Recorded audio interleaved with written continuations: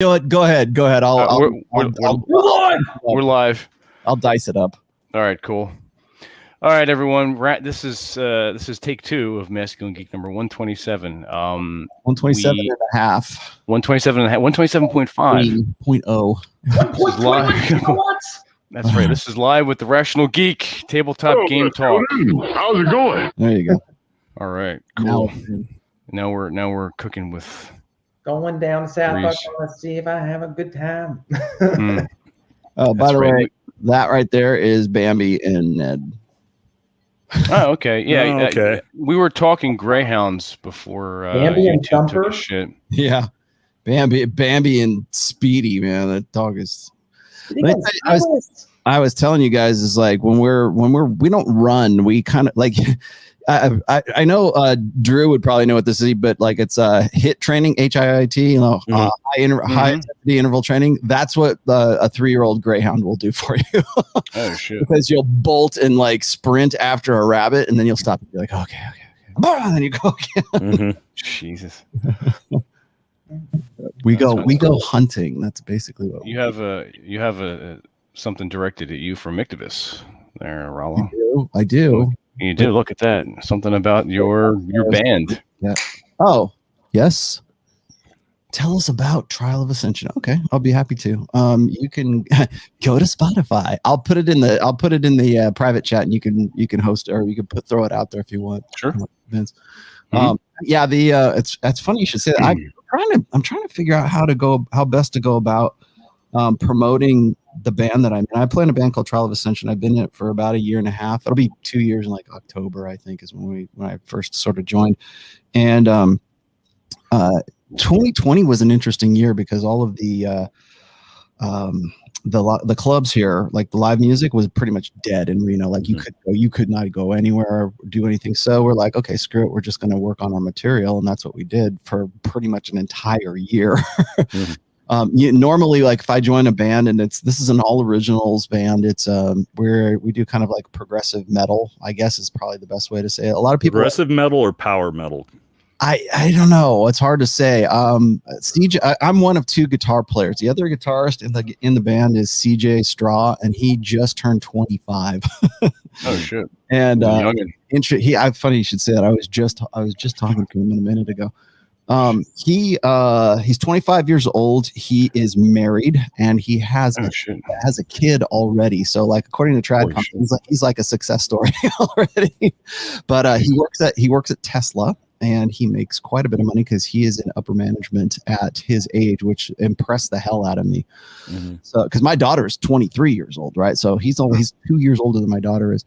And so it's kind of strange for me to be in the band. And then the drummer, Steve, is about 46 or 47. So he's an interesting dude. We had a guy who was a bass player who was about 30. Livy, who is the lead singer, is she just turned 28. So it's kind of like this multi-generational band, but like we just have a shared love for the music. And I'm glad I had a year because I had to relearn how to play in a different style. Like I've always been 80s thrash kind of guy, right? That's all. That's my. If somebody said, "Hey, let's start a band," that'd be the band I'd start. But CJ is much more into like Trivium and Dream Theater, that kind of stuff. So it's much more virtuoso kind of stuff. And I think he has, if not already, he certainly has the potential to be like sort of a significant musician, like a virtuoso musician or, guitar player. And then he also has a degree in sound engineering from like Full Sail or something like that. Oh, cool. And so, yeah, he's a very motivated, very intense guy. Doesn't drink, doesn't smoke, no drugs, no nothing. He's very just that's what he does. And that's like, he really impressed me like from day one. So between him and Steve, who is the drummer, these guys could be like session players. They could seriously be like jazz musician session players because Steve is he's a computer coder. So everything is counted. Listen, I had to learn to play to a metronome because I'm usually like play by feel kind of guy. Yeah. And these guys are like everything has to be dead nuts on Every note you play has to be syncopated right to the metronome. And I think one of the best compliments I got from Steve, because I stuck to it, right? For a while there, I'm like, do I really want to, is this my thing? And then Steve encouraged me to stick with it. And I literally had to relearn how stylistically anyways. I mean, I know how to play guitar, but stylistically I had to relearn my style so that I could learn how CJ plays and how to do sort of modern kind of metal in a progressive perspective.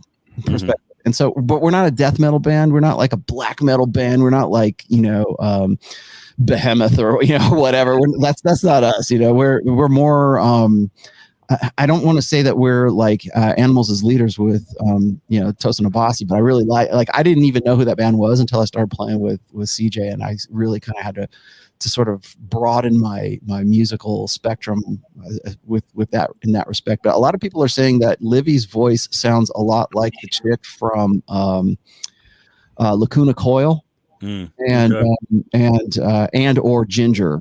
And a lot of people compare us to something like Ginger. And because she can sing. I'll tell you the other thing about Livy is Livy can actually sing. She growls a lot in what we do, but we're trying to sort of do a 50-50 kind of thing. So it's not all just growls all the time. Because that's really popular. Like everybody likes that kind of thing. I don't get the Cookie Monster vocals. Yeah, Cookie Monster vocals is not my thing. The shit you can't decipher. Yeah. And CJ doesn't like that either. But what we do is we lay that on top of vocals, so it sounds like she's still singing at the same time that she's doing her thing. So it's this. I don't know if we could really do it live, but it sounds it's a much more interesting mix, I think, when we do it that way. But it's not like like I said, it's not like Behemoth or even like Lamb of God or something like that. I like a lot of different kinds of music.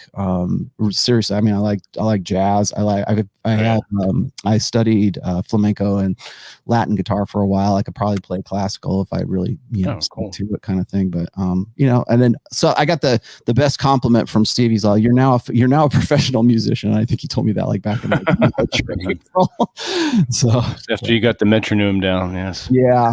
So now I'm actually playing to, and actually the great thing, one of the reasons why people are asking me about this now is because we just put out our second 4-song EP. So we've got 8 songs up on Spotify right now. I'll give you the link. Throw the link in the chat, and I'll throw it. And the one that I love the best is the title track, which is called Phoenix. And I wrote about half of the lyrics on that. And isn't that the cover you just did too?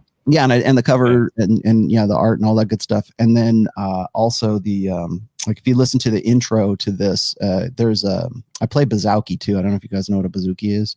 It's it's kind of like an oud. It's kind of like a Middle Eastern kind of instrument, yeah. But there's different variations of it, and this one is an Irish bouzouki or bouzouki. And it's usually used to play like traditional Celtic music. And you probably heard it at a Renaissance fair or something. Probably, yeah. You probably heard it in your favorite World of Warcraft. When you're in the safe town, that's the music you hear in the background. But I'm pretty sure Clannad has someone that plays it, and a couple other. And I'm just using it to spice things up a little bit. It's not like we actually used it throughout the whole song. Carbon Leaf, I think, uses one too. Yeah. Let me go grab it here real quick.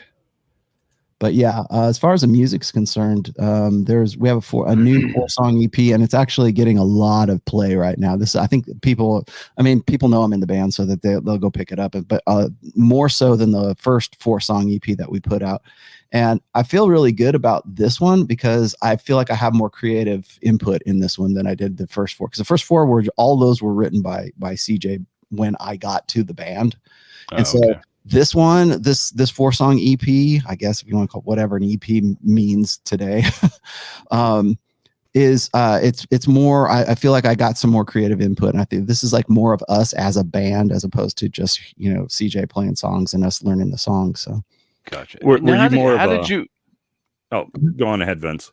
How did you get together with everyone? What's the? That's what I was going to ask. Oh, okay. Great minds. That's a miracle of miracles, right? I actually, let's see, what did I do? I I want to say I think I might have just found him in like Craigslist or something like that. I've always been a musician, kind of off and on, and I was actually looking for a bass spot at one point, like because I play bass as well, as you can see back here, because it was easier to find a bass because everybody wants to play guitar, right? Everybody wants, and the problem with Reno and really the Nevada music scene in general is everybody plays covers. Everybody wants to go play clubs because that's how you make money, right? And I didn't want to play I don't want to play bar and grill kind of stuff anymore. And so I was looking for something else. I don't want to play Mustang Sally at like 2 a.m. to drunk fuckers, So I'm like, who wants to play music to Aaron Clary, right? Yeah, I don't want to play Aaron Clary set. Yeah, fuck that guy.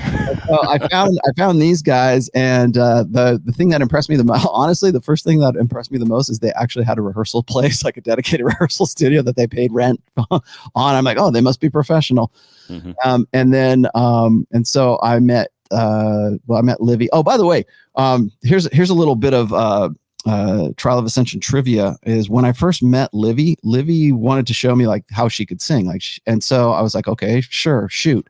And she called up the music for do you remember the diva part of The Fifth Element when the blue girl sings and stuff? She can hit every effing note in that.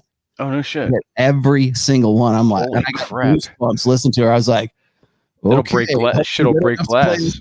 Yeah. Holy crap. That's cool. She was absolutely amazing. You can hit those like really, that kind of like I can't even fake it. Right. That's you have to be kind of like you have to get punched in the nuts. Yeah. Kind of like Tarja from Nightwish. Yeah. Which is why I'm like, why are you growling? You can sound like the diva from Fifth Element.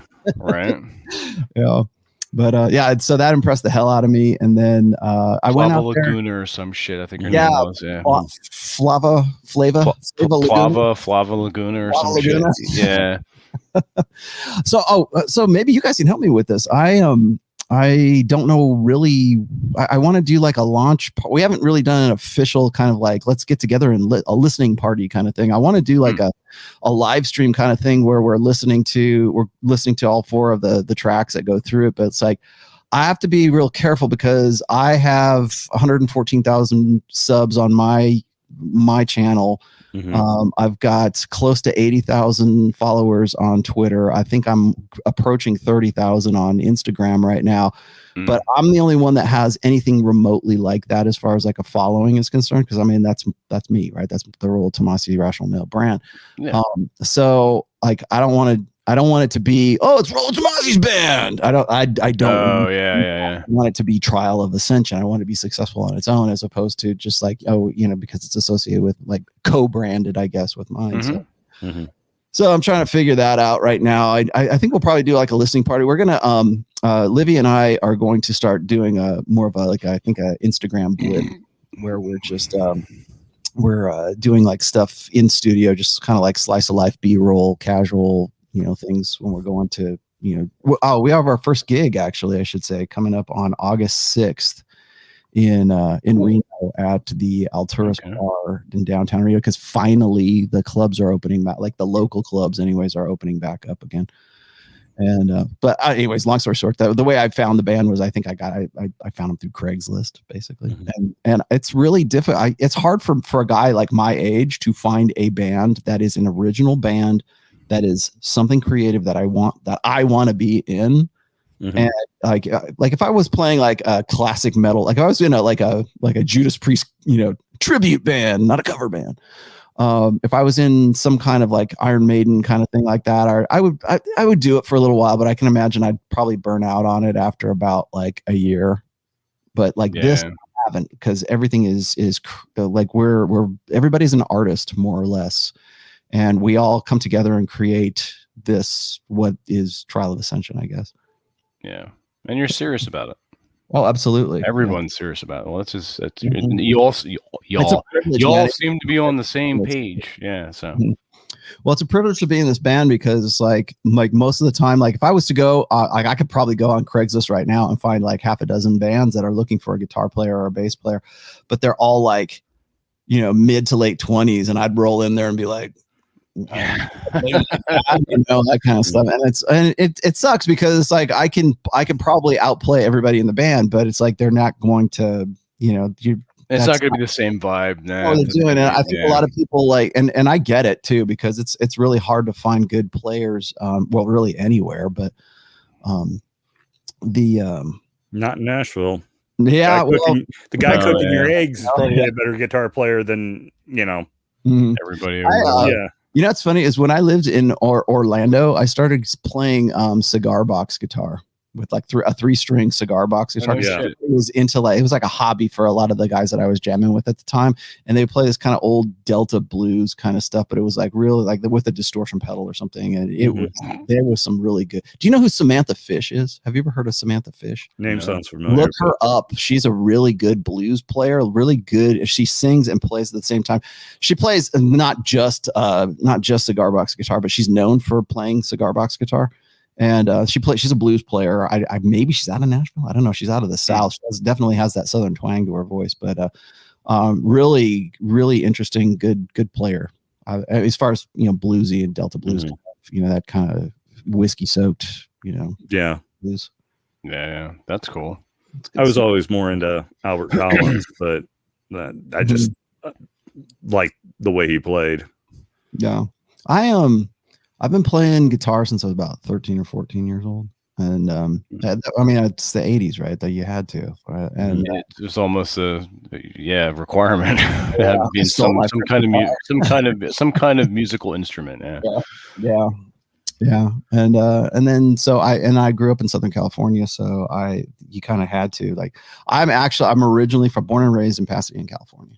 Oh, okay. And so that's you don't grow up in Pasadena without knowing one of the Van Halen brothers or Michael or whatever. And it was funny watching the what was it, the Netflix special The Dirt with Motley Crue. Yeah.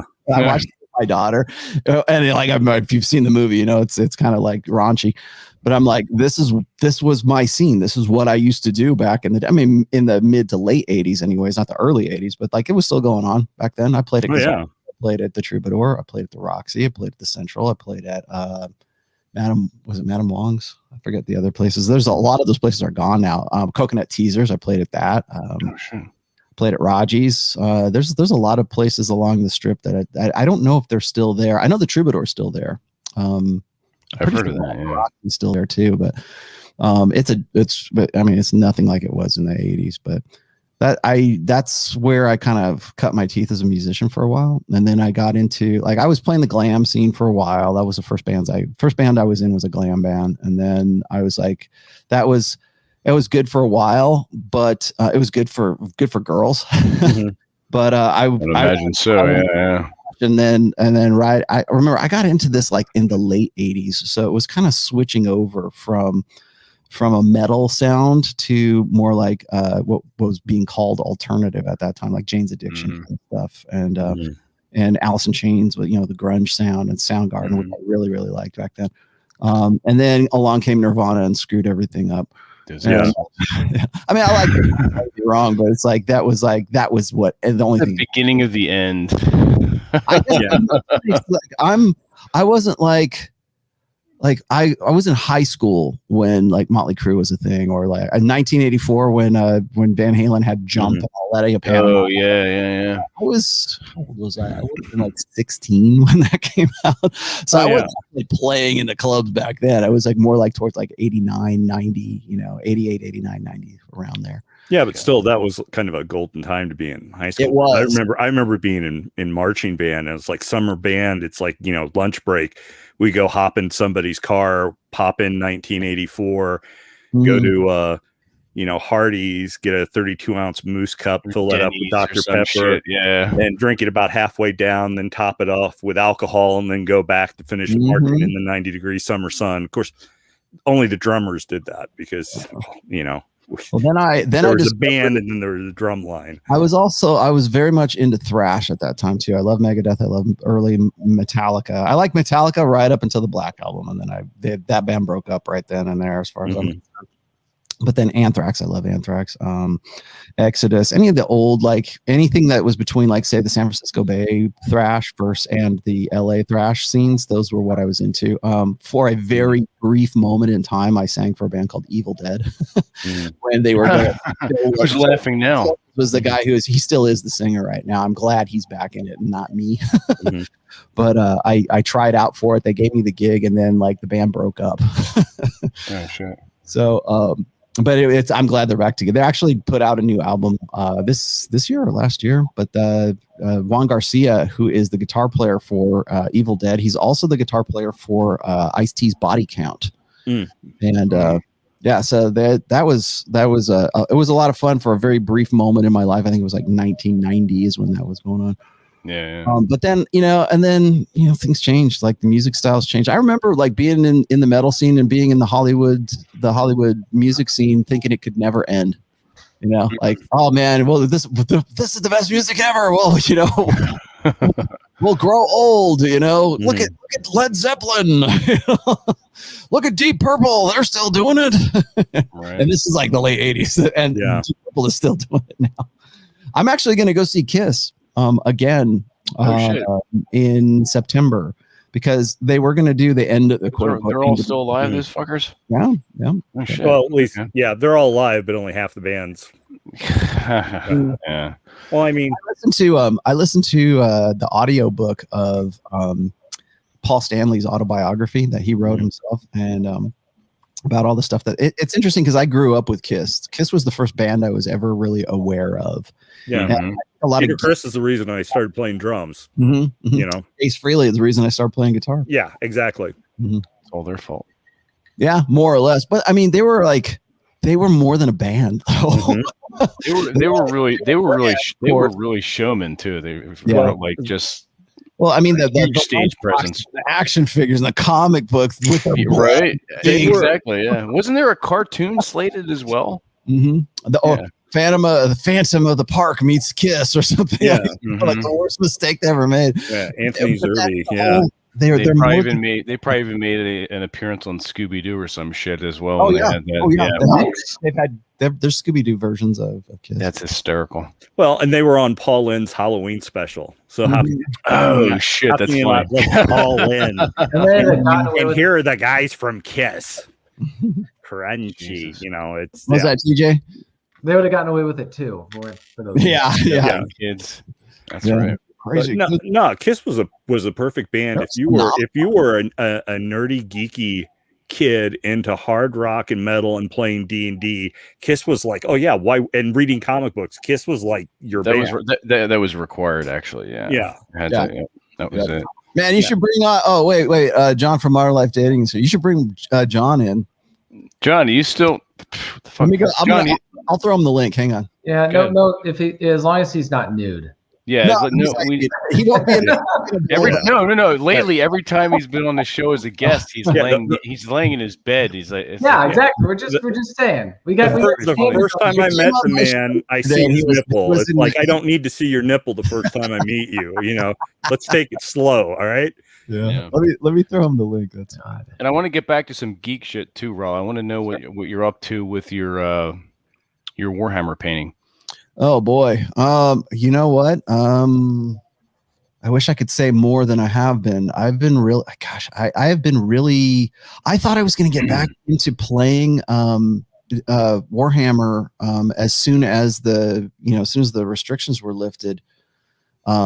But it's tough because a lot of people, like, either they want to play like this. It's not like there isn't a scene here in Reno. There's a lot of guys who play. I guess there's a new version of Age of Sigmar that's just come out. I wish I could say I was a little bit more up on things.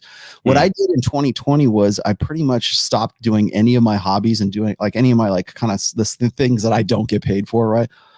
Because I was focusing on writing the fourth book, and I thought, okay, well, as soon as I'm done with the fourth book, then I'll get back into it. And I'm just like, I've been so effing busy since like I published the book on January 3rd or 4th of this year.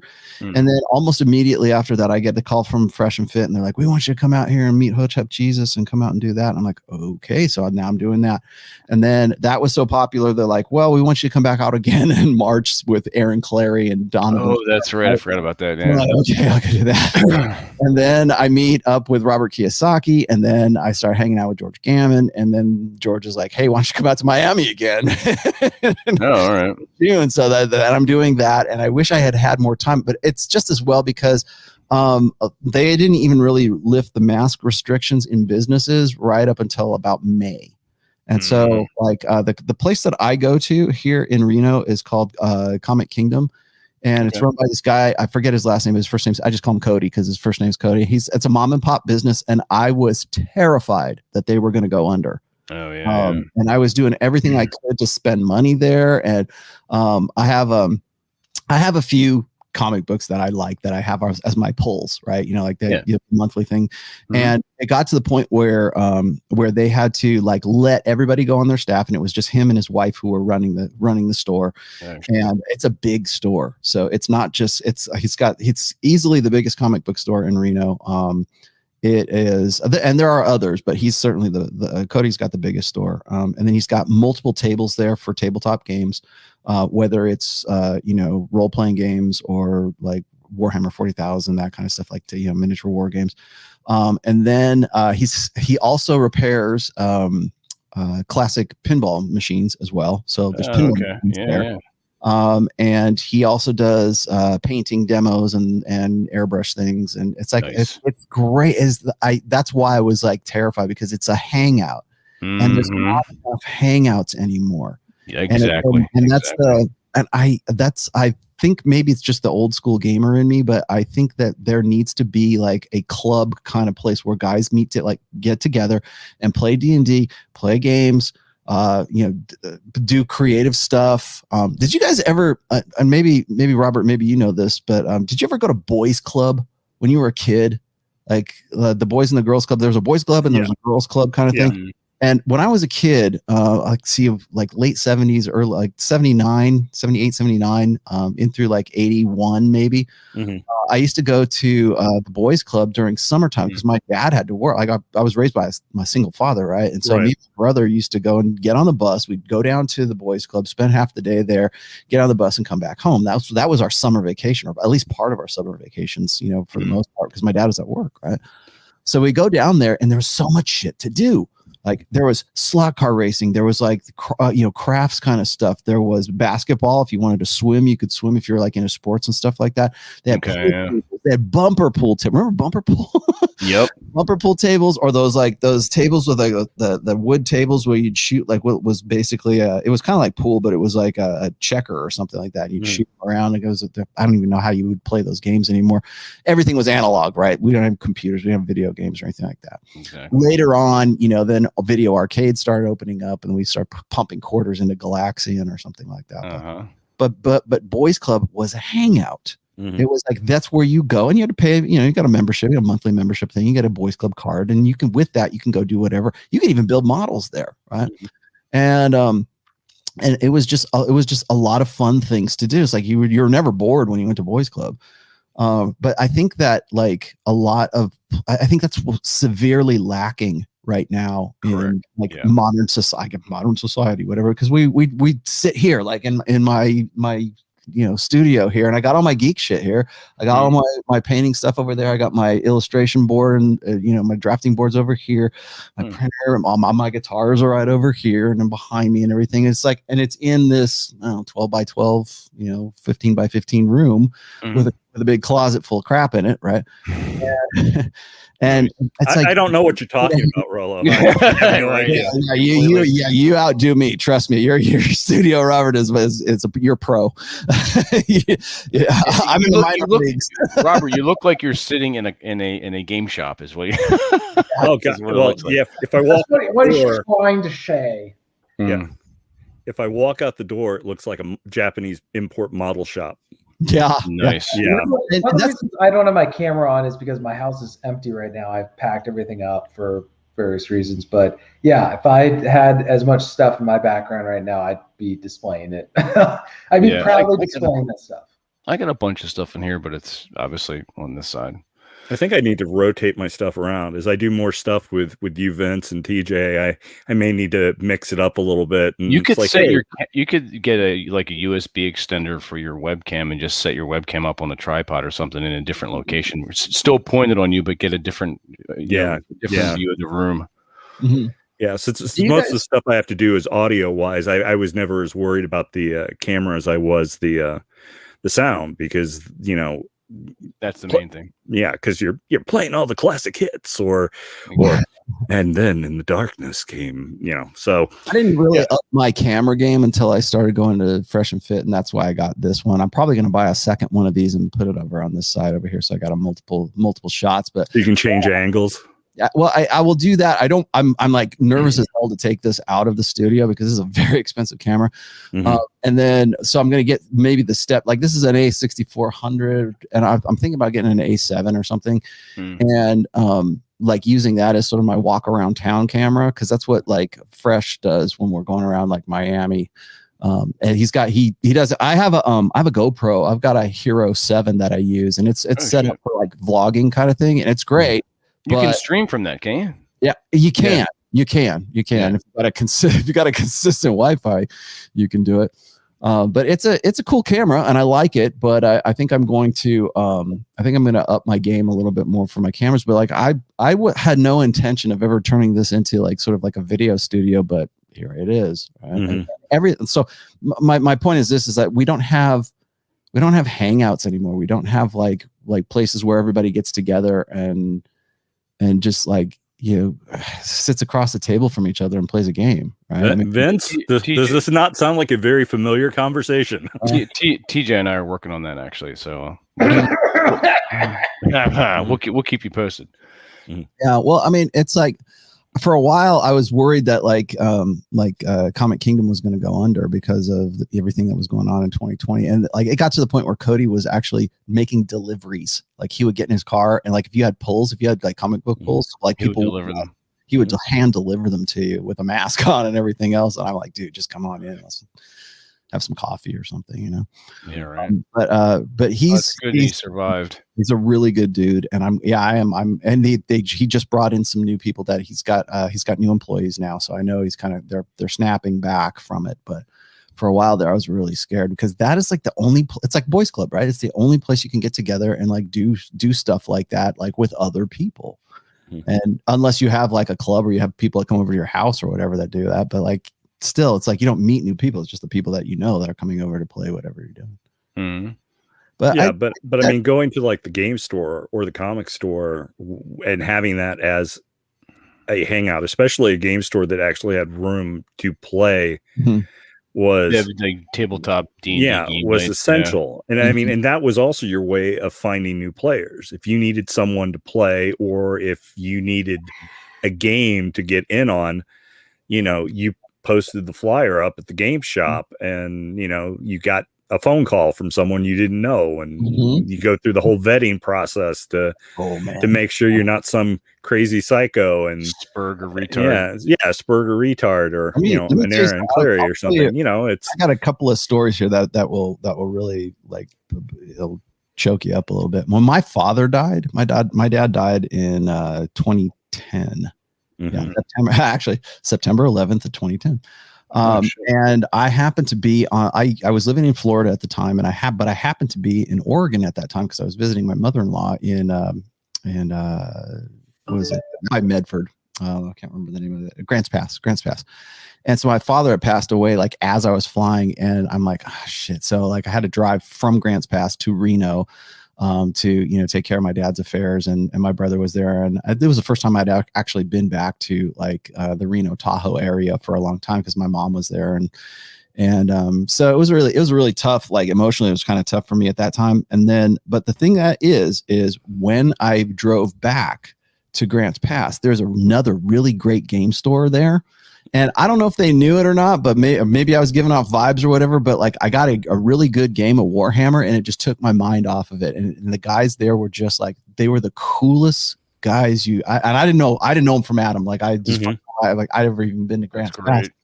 And I went in there and I played for pretty much the whole day with a loner army that they gave me to play, you know, like just Space Marines or something like that. And I just played and I just like lost myself for about like 4 or 5 hours. And what you needed, I'm sure. It was the best therapy I needed at that time. Absolutely. Here's some more good therapy. We have man, Nick and John. Fondle your own nipples. This is all wrong. I just woke up. You're the mascot, Nick. John wants to talk about how Kathleen Kennedy has like finally ejected from Star Wars, right? We were talking about that last time he was on recently. Yeah. A little bit. I'm the only person in the Manosphere who's been like tracking that actively because it actually is. You keep telling me. It's so important because it's really a pulse on what's happening. I think we are going to see the pendulum swing back a little bit. It is inevitable, because at the end of the day, all of the like people got to realize like all the feminism, all the SJW, all the wokeness, all that shit is for money. It's not ideology. If you trace it all back down, it all comes from corporations and or governments because women are stupid and they're easy to manipulate. If you want to have a successful cult and get lots of followers, get lots of money, lots of power over people's lives, the first thing you have to do is recruit a couple of women. Yep. That is the first thing you do. Jim Jones was successful because he got women to follow him. Yep. And look how that turned out. Yeah. And it just like, you know, I think the great thing about Star Wars and the reason why Star Wars is fighting back is it because the fan base is like a stark majority of them are men. And like, you know, I like, for example, like the people who spend money are men. Like I went to the Star Wars theme park, right? Massive disappointment, but it was still fun. Just because Rey was everywhere. No Star Wars in the Star Wars theme park. It was all some new made up BS. It was Rey everywhere, and they're like acknowledging Rey. I'm like, fuck this bitch, bro. I hate her. Like I fucking hate this bitch. And you know, the thing is, at the time I went to the Disney park, I was how old was I? I was 33 at the time, and I stepped in there. I was like, I'm not buying shit. I'm not doing shit. And they're like, you can make a custom lightsaber for $250. I was like, sign me up. Sign me up. I'm going. That's what they do. Is they just tap. This is what's so nefarious is they know how to tap into like genuine fan affection and nostalgia, while at the same time feeding us poison with all the crap that they're doing. That's why I think I agree with you. Like this is really important. If they get routed, if Kathleen Kennedy gets driven out of this, it's going to be a good sign. And I think that the fact that she wasn't involved in The Mandalorian, and it was that one guy who directed all the Iron Man Jon Favreau. John Favreau. I was kind of like, I don't think the battle, it's like any kind of war. Like you're going to have the turning point in the war. That doesn't mean the war is over. Gettysburg was the turning point. It was still going to fight on for 2 years. So this may take a while, but like, at least we know where the direction's heading. Because right now, it's for the last how many years, it's been just like a colossal disaster zone. What's that? Did you know that there is a 1 degree of separation between me and Gina Carano? Get her on the show. Here we go. Yeah, I wonder if it's good. You should reach out to her, dude. Dude, you understand how many nerds will fucking... Gina Carano is the daughter of Glenn Carano, and the Carano family, Don Carano, Gary Carano, who actually I worked for a long time here. Jesus, they are the owners of the Tri Properties down. Well, they're part owners now. I think they used to be sole owners, but of Silver Legacy, the El Dorado, and Circus down here. Oh, okay. And Gina was the daughter of Glenn Carano, who's a brother of Gary. Mm-hmm. And I remember when she was much younger, and I can remember when she was like in her 20s, and she would come, and she was like, I wanted to be an MMA fighter, and then she ended up becoming an MMA fighter, and then I think she was doing like Fast and Furious after a while, and she really got into Expendables. Yeah, and she's sort of like Reno's claim to fame, because that's really technically where she's born and raised is Reno, Nevada. Mm-hmm. So, but yeah, she's. Do you think she will come back? Do you think they will bring her back in? So that's part of the thing. If you watch this guy, he's the most based Star Wars YouTuber out there. His name is Overlord DVD Doomcock. Oh yeah, Doomcock. Yeah. Oh, I've heard that name. Yeah. So Yes. all the real Star Wars nerds have been watching Doomcock since 2017. Yeah, he's the future ruler of Earth. In case you didn't notice. Yeah. But Jesus you know, Christ. Who was just recently involved in a bit of a scandal, which was no fault of his own. It was a whole. I'm sure you're probably aware. Actually, Vince, I mentioned it to you about some popular YouTube guys having a whole high school spat a few weeks ago, and that involved Geeks and Gamers and Ryan Cannell, and Ryan Cannell basically saying, if you believe anything Doomcock says, you're a retard and you deserve to be disappointed and stuff like that. He's been consistently right though. Yeah, and the thing is, my thought is this stuff isn't going to happen out in the open. It's going to also not happen overnight. My concern is that even if it does happen, I'm not sure how much of a difference it'll make, considering, you know, the damage that's been done. Because I mean, Kathleen Kennedy pretty much has scorched earth, salted it, and you know, so even if she's gone, I am not sure how well seeds are going to take root and that fandom's going to grow back. Because I know a lot of guys who have completely walked away from it. I mean, to a degree, myself included, even though I still follow up on the news part of it. My favorite character was killed like a chump. They turned Han Solo into a deadbeat dad who pulled a dude, where's my car, with the Millennium Falcon for like 10 years. That was painful to watch. And then he died like a chump. And the thing is, you know, everybody talks about how Luke's the hero, and every little boy can remember that moment of watching a sunset or whatever. And it's like, I don't want to be here. I don't want to work on my dad's farm. I don't want to work in my dad's company. I don't want to mow the yard. I want to go out there because something really cool is happening out there. And I want to go out there and be something and make something. And Han Solo was that kid in high school with the cool car and the cool best friend who gets the girls and is everything you want to be when you're a 9-year-old in 1977 seeing Star Wars for the first time. Same with Indiana Jones.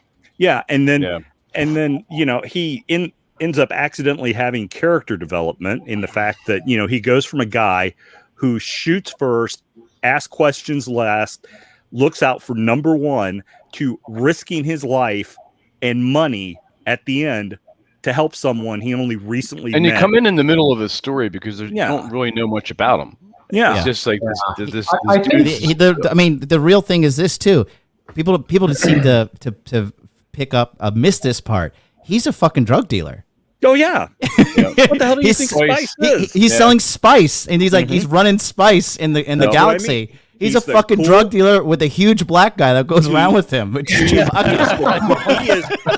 the high school guy with the 69 or 70 Dodge Charger with the cool ass black friend who's like selling pot and getting girls that you want to grow up and be. That's what I mean. He was that guy.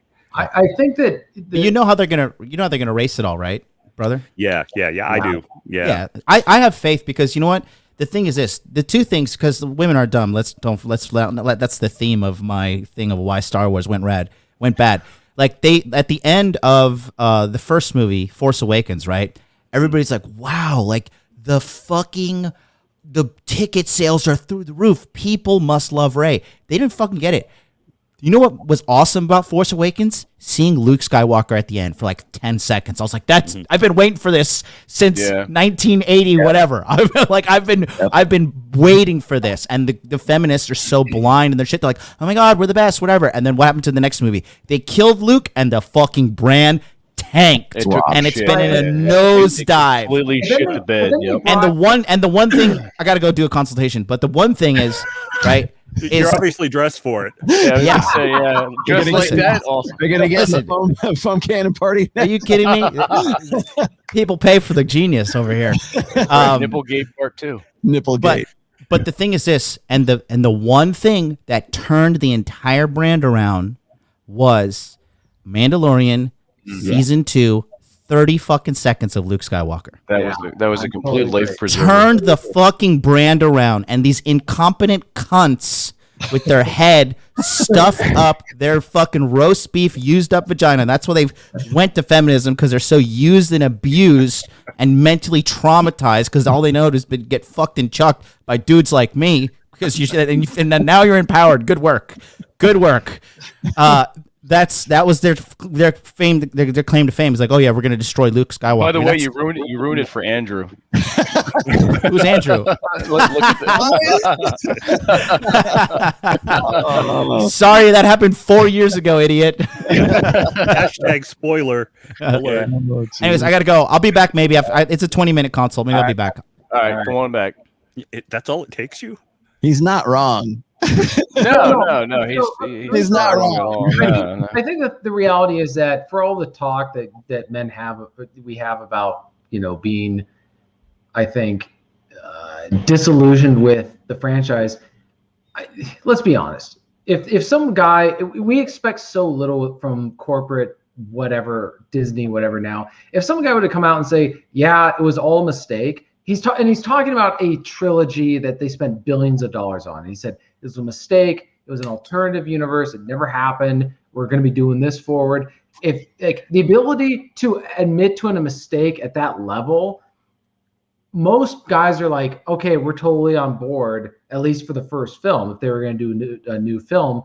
And maybe they're leading them on. Maybe it's all just, we're going to go Alex Jones conspiracy level on this. Like, yeah, they might actually do that just to get guys back in and then pull them, it's like, oh, we got you back in. Let's do a movie. Now we're going to do another film that goes back to the original form. I don't know. I'm just saying, like, I think the truth is, we, like, deep down inside, a lot of true fans yearn for something like what was offered in Mandalorian. Like that, I think that's why it gave a lot of people, pardon the phrase, but a new hope. It was like, oh, like this was kind of like what we were hoping for the last 30 years, is that we wanted to see spinoffs that embodied the Star Wars spirit, but knew how to do it without necessarily having those characters involved. And like John was saying, the last 30 seconds where they had Luke Skywalker appearing and stuff, like, we'd always wanted to see that kind of stuff. And the only place you got to see that was in the novels, all the science fiction novels that had been written, that they completely threw out the door when they decided to do the trilogy. So I think the unpleasant truth is that they've set the bar so low that anything mediocre or just average. But TJ, I'm curious though, that those novels and the novelizations in what form? How was the canon? Did it follow Star Wars canon, or did they go off on their own? Because I've never read any of them. Okay, so back in the early 90s, there was this science fiction author, Timothy Zahn or something like that. Mm-hmm. He started the first Star Wars novel that was approved by George Lucas. Then suddenly a whole bunch of other people piled on. Some of the books were good, some of the books were bad. Shadows of the Empire was one of my favorites. It's like kind of inspired me as a writer myself. That was it was made into a video game. They had a soundtrack. They had all that other stuff. So and because the author of that book understood you need to have a Han Solo character. So he replaced the Han Solo, because he was frozen in carbonite. It takes place between Empire Strikes Back and Return of the Jedi. He inserts a different type of character who's likes Han Solo, but not entirely like him. He's close enough, but that kind of thing. So he understood how Star Wars worked. That's what the prequels kind of suffered, even though they were actually decent films by today's comparison. They had no Han Solo character. They didn't have that swashbuckler. They didn't have that kind of guy who was sort of the man with no name. Yeah, kind of aspect. Yeah. Yeah, they had a bunch of characters who were just way too serious about stuff, and they didn't have a character who was more of a 1930s pulp, which was kind of what the films were based off of. But I think I just think that's the issue, is like the standard has been set so low that we're just so desperate for anything, Well, it has been low because The Mandalorian, I know it has a lot of fans, but I mean, really, if you look at it honestly, it's pretty safe and mediocre. It's just not overly offensive. It's easy to and even if they were going to do the whole true. spaghetti western man with no name thing with the character of the Mandalorian, and then once he gets the baby Yoda and you do the whole lone wolf and cub thing, they should have gone balls out lone wolf and cub in space. That would have been absolutely amazing, but they didn't. And part of that is I'm not sure that they could have afford. Well, one, the budget's not there because they're using a lot of really non-existent set green screen stuff because they don't have the budget that you would think it should, being something made by Disney and being a marquee franchise.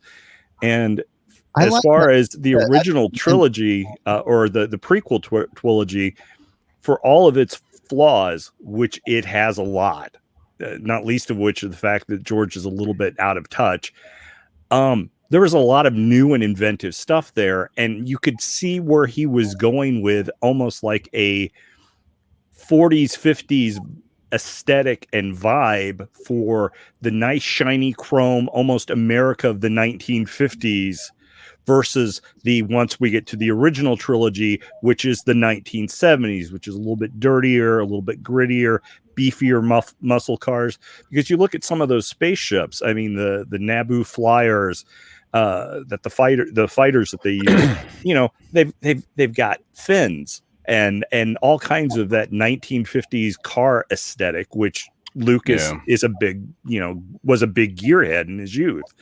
And but I mean, at least it was something new and it was something inventive, even though the physics made even less sense than the original trilogy, and there were definitely some problems with the story. But and you're right. You were absolutely right that it was lacking the Errol Flynn character. It was lacking that swashbuckling, rogue with a heart of gold kind of character. And, you know, that is very much a classic archetype. That gets me about, like, I like Mandalorian a lot. Like, it didn't, one of the things I think, and this is just me being, you know, coming from a and knowing all this over the years, like whenever I watch a Marvel movie, like it's gotten to the point now, like over the last like 10 or 12 years where like my wife will go, okay, who's this character? What is, you know, how did they come? And like, she thinks that I'm like the Marvel encyclopedia, right? Like I know these. That's what all women do during films. Well, that's true. But like, I've like, if I say, that's Apocalypse, right? Or I can say like, we used to watch Agents of S.H.I.E.L.D., which actually went from being a really good show to being a really shit show. What a shocker. But yeah, but in the early, like when they had, Ghost Rider was included in it after a while. Like all of the Marvel movies. Was cool. Like this was before Disney got a hold of Marvel, so it was on ABC. But it was but so they could only get like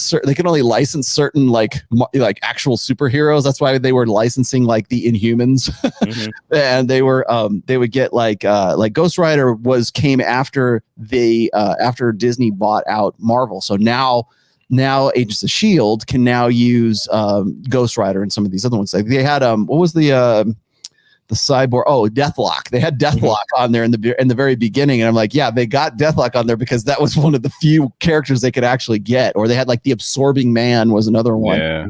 Rollo, what's Marvel / Disney's their comic channel? How that has to be tanking right now? Their actual comic books.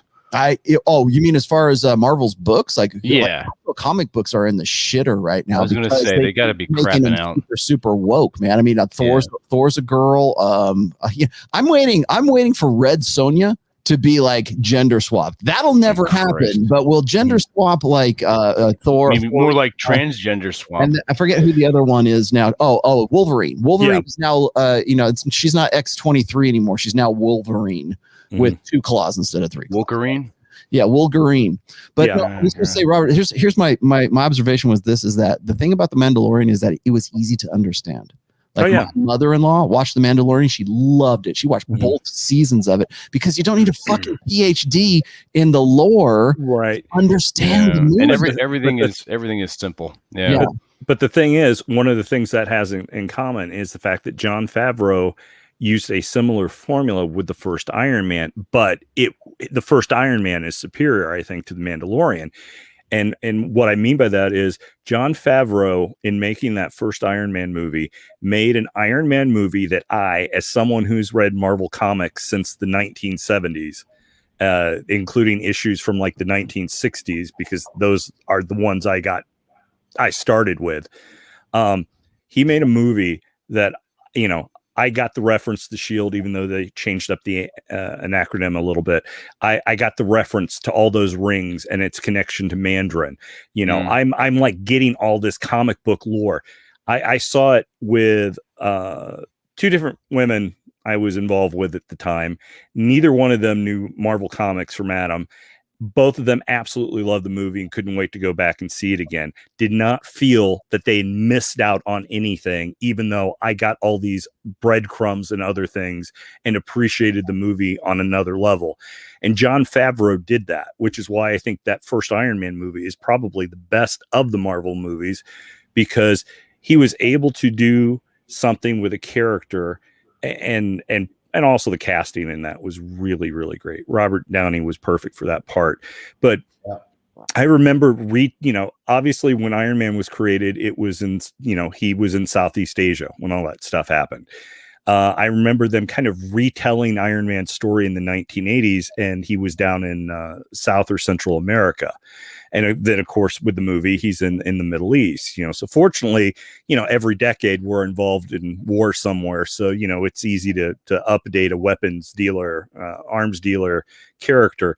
But, that was a perfect movie that you could go to as a date movie and be a complete nerd comic book guy, love the movie, get all the references, and see it with someone who doesn't know, Iron Man from Ironmonger, and they don't feel like they miss anything. And that is a perfect balance. And Hollywood is capable of that, at least in the hands of the right directors and the right writers.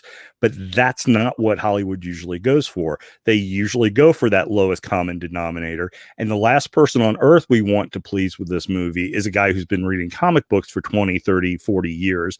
We want to please someone who's never, ever been in a comic book shop, nor ever will go into a comic book shop, or at least not until they find out, oh, Walking Dead is based on a comic. Do you have this Walking Dead comic? I hear it's based on a comic. Yeah, then they'll go into the comics store. Do you ever watch Lucifer? Yeah, I'm familiar with it. It's not bad. When that first came out, I was like, "Oh, this is the Neil Gaiman thing." I thought maybe that's what they were actually. Oh, I had some hope for this, right? Because like Arrow and Flash and all that was just like, oh god. Yeah, but like they threw that out there. I'm like, oh great, no. The very first season was good. That's it. Girls picked up on that and they love that show. They're in season 6 right now. Yep, you get a lot of insight with that show. I watched that. Yeah, I watched that show for the first season, maybe the first 2 seasons, and then I kind of gave up on it for a little while. And I'm kind of getting back into it, like figuring out that there's actually 6 seasons now. There's like 4 Holy shit. I didn't get to see. But I gave up on it because it wasn't enough like Sandman. Like it wasn't like well, Lucifer is actually a spinoff from the Sandman series. Well, that's okay. The new Sandman thing's going to be nothing like Neil Gaiman's Sandman. And so what I think you're right, Vince, is that it's like I mentioned this on Fresh and Fit. I think it was when I was there in March. I said, have you guys seen the show Lucifer? And they're like, what? They have no idea, right? And so I explained it. It's very insightful and instructing. I knew about it, and I was kind of getting back into it, because season 6 was coming up, and I'm looking at some of the fan boards for this, like the women who what was it? Tom Ellis was at like Comic Con because he's technically a comic book character because that's where exactly he's part of the DC universe technically, and so he's like reading all his fan tweets like, I would like drink your bathwater, you're so fine, blah blah blah, and like, he is like the well, Lucifer Morningstar is the sexiest superhero that like, I would do him. And I want, or was the memes are, I want a relationship like the detective and Lucifer. And I'm like, you realize he's the devil, right? You do understand that the character is actually Satan, right? No, I don't care. I want that. I was like, okay. Yeah, if you haven't seen it, watch at least watch the first season. Yeah, they have no idea that nor do they care that Lucifer Morningstar is actually based on a comic book character by. No, they don't know. That's completely irrelevant. Yeah. Yep. I hope it's name right. I think it's Gaiman or Gaiman. I can't remember. Gaiman. Yeah. Yeah, but it is. It's kind of like always the scene in Goodfellas where Henry like walks across the street and just beats the crap out of that guy with pistol whips a guy. And then he like walks back across the street and gives his girlfriend the gun. And she's like talking about it. And it's like, oh, I know a lot of girls like my friends who, if their boyfriend gave them a gun to hide, they end the relationship. But I have to be honest. I have to admit the truth. It turned me on. And it's like, and guess what? It would have turned on your girlfriends too. It is. I mean, on a much lesser scale, I don't know how many different times in my life, either almost getting in a fight or getting a new job opportunity. Yeah. It's like, wow, you're like all amorous again, and it's like, yeah, I told you, it's like field field research with the monkeys. It's you almost get in a fight or you get a promotion. Those are the things that make women mad. Yeah, and the key is you don't make a big deal out of either of them. No, you just kind of do it and kind of walk back, and it's like, and it's like all about it. It's like old hat. It's like yeah. Or it's like, hey, that company in Germany contacted me and wanted me to do another promotional video, and it's like, oh really? Oh wow, you're doing some more voice work. Indeed. Yeah. So Nick, what's going on with you? I think he wishes he was out on a boat somewhere. It's like, why am I hanging out with these geeks? Fuck these idiots. Am I right? I want whiskey, and I want a canoe, and I want my. I figured you called me in here to insult TJ. So we need Nick to play D&D with us. Yeah, right. I serve at the pleasure of events is basically what it is. You're what? I serve at the pleasure of events. I usually just sit in my chair on Wednesday nights and wait to get the call. You got the call tonight, sir. So there you go. It's like getting called off the bench. It's like, come on, coach, put me in the game. Exactly. Yeah, the second stringer got injured. You bench warming son of a bitch, you. I figured you'd give me a few minutes of game time so I could get my varsity letter. There you go. Yeah, he's like Rudy. Well, finally, you could talk about the latest issue of Punch Riot, which finally has come out. Finally. Yeah. Jesus Christ. What's there to say, man? It's one thing I do want to say is that we've got two brand new contributors. John Hall, who wrote a piece about the late 80s, early 90s kind of alt front band Harvey Danger, which was a good cool piece, and then also Cody Clark, who's mainly he's made a lot of short films. The most recent one I think was it was called The Attack of the Blurry Finger or something like that. I remember you talking about that on several of your podcasts earlier. Yeah, it was pretty good. It's a pretty good film, very minimalistic, and made during the pandemic and shot totally on his iPhone. So it's kind of cool. It's available on Amazon. But he had a short fiction piece that he contributed. And that was real good. And also, returning for his sophomore effort is Jack Napier, who's been writing some clever little pieces on basically field reports on him banging chicks, and that's been pretty good. So, does he give all their names? Just line them all up. Rates them 1 through 10. Was one of them names Aaron Clary? I was going to say what Yeah, he fell in number. Yeah, somebody wrote something that was rather I don't think it was well received by Aaron. It was slightly incendiary. Yes, it's yeah. I don't think Aaron received that very well. He did not. No. Well, Aaron's not used to receiving anything very well. Wow. Where the cheese was? Where's the Mountain Dew? I got it.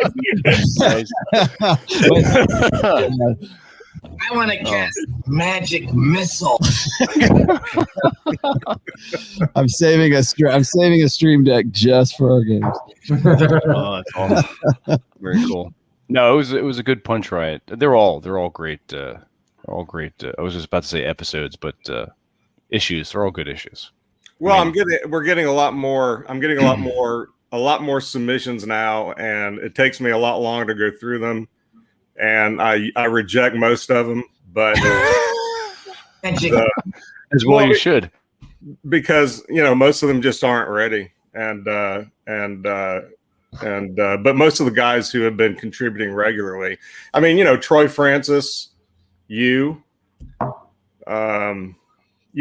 that alone is is reason. Your laser dicks alone is reason enough to buy. Absolutely. Subscription. Absolutely. It's so much fun writing too. So I think probably I don't know what I would write. What if I wrote for Punch Riot? What should I write? Give me some idea. Give me a writer's prompt. Something good. You could TJ. I was gonna say you could do music. You could do your life as a DM with Masculine Geek. All kinds of shit. For example, 6 months in hell. Here's a prompt. Here's a prompt. This is probably my favorite piece that anybody has contributed to date, which was a couple of issues ago. Glenn Fox wrote a story called "The Butt Plug" about this rich guy that essentially used a hand grenade as a butt plug to blow up a prostitute who was in the hotel room next door to some leftist politicians. I love I wish it wasn't John from MLD, like writing under a pseudonym. It could have been. What a delivery! What a killer delivery method! Yeah, it was one of the reasons I like that story so much is just the sheer savagery of it. It's so absurd too. The other reason was I didn't like the original ending, so she and I, because Glenn is a chick, she and I, or at least so she says.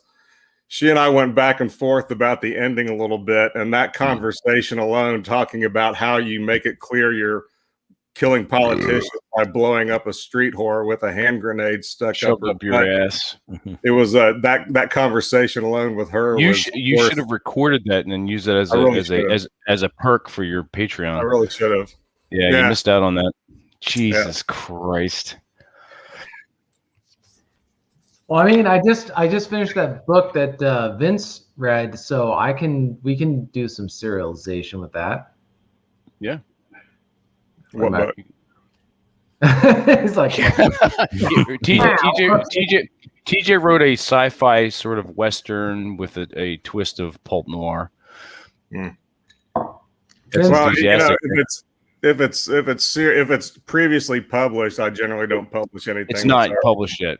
No, I just read the final draft. It's very good. Okay, cool. Yeah. The dialogue is spot on. Cool.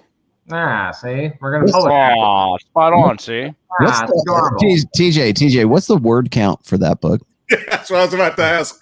I've been writing very short, so that book is probably, I can actually look it up. It's 95 pages. Let me look it up. 95. It's probably about 25 or 26,000 words. So it's a short story. A novella. Well, I was going to suggest that I could give TJ a regular column called "Keeping It Brief" with TJ Martinell. It's 46,000 words. You're gonna need another magazine for that. Well, what's funny is my books used to be back in the day used to be really long, and now I'm cutting them really short. My book's been. There's some jokes there. Well, but Oh, okay, Rollo. Yeah. Look at my thick book. That spine is on that one. Screenshot. Having Rollo lecture me about being brief is kind of like yeah. Well, yeah, that's yeah. I calling the kettle black. I think What are you going to be for Halloween there, Raul? The pot or the kettle? this came out to 400 pages, including Holy shit. everything else, and I want to say it was 147,000 words. How long did it take you to write it? 3 years. Like, that's because okay. it was I researched 2 of those years because I was doing interviews, I was talking to people. This is easily my most well-sourced, well-cited book. I've got I would have to agree. It is. Yeah. It's good. I'm halfway through. It's good, yeah. And it was a very educational, as far as a writer, it stretched my as a writer, it stretched my muscles, I guess. I bodybuilding the whole time I was doing as a writer, doing this, because I knew that if I was going to write about religion, I had to be like on my game 100%, because the first thing anybody was going to say is like, well, you don't know enough about this, or you didn't read the wisdom of the ancients, or like you don't know Thomas Aquinas, and it's like, God, But Bede said this. You haven't read the Westminster Confession. Yeah. Or you don't know the Eastern Orthodox schism of 1328 and then to 1336. So you are in error, my friend. Okay. Breaks out the gamma males. If I was going to make claims about like how feminism and how gynocentrism is sort of like infiltrating and assimilating modern religions, I had to have all my ducks in a row, and it took a long time. Like I had to, like, I've got the Quran in my bookcase right now, which I never would have had for any other reason. But like I had to read that. I had to go through those. I went through Eastern religions. I went through Eastern Orthodox Christianity, Catholicism, Protestantism, Judaism, Cabal, Judaism. I mean, at the same time, I gotta say, Raul, it's not on some level. It's not discrediting or taking away anything from the book. I'm just saying, like, it's most people. If you were to point out like the feminism that's going on today, they would. Like the arguments they're going to make is so retarded in terms of like, they're going to say 2 arguments. They're going to say, well, this is the way it's always been. Actually, it's not. Or they're going to say, well, this is the way it should be.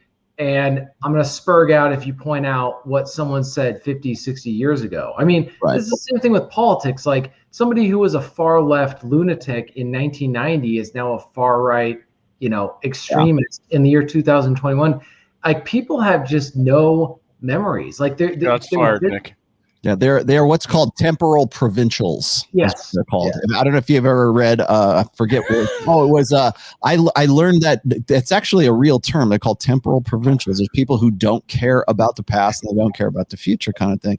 It's like straight out of Michael Crichton's Timeline. That book, Timeline. Mm-hmm. And I don't know if it just gained ground as a term or something like that. But I looked it up on Google, like actually as part of my research for this book, and it's true. It's like they're people who don't know about the past and they don't care about the future, and they're doomed to repeat the same mistakes. Of course, that's what we always say. There's no talking to those people.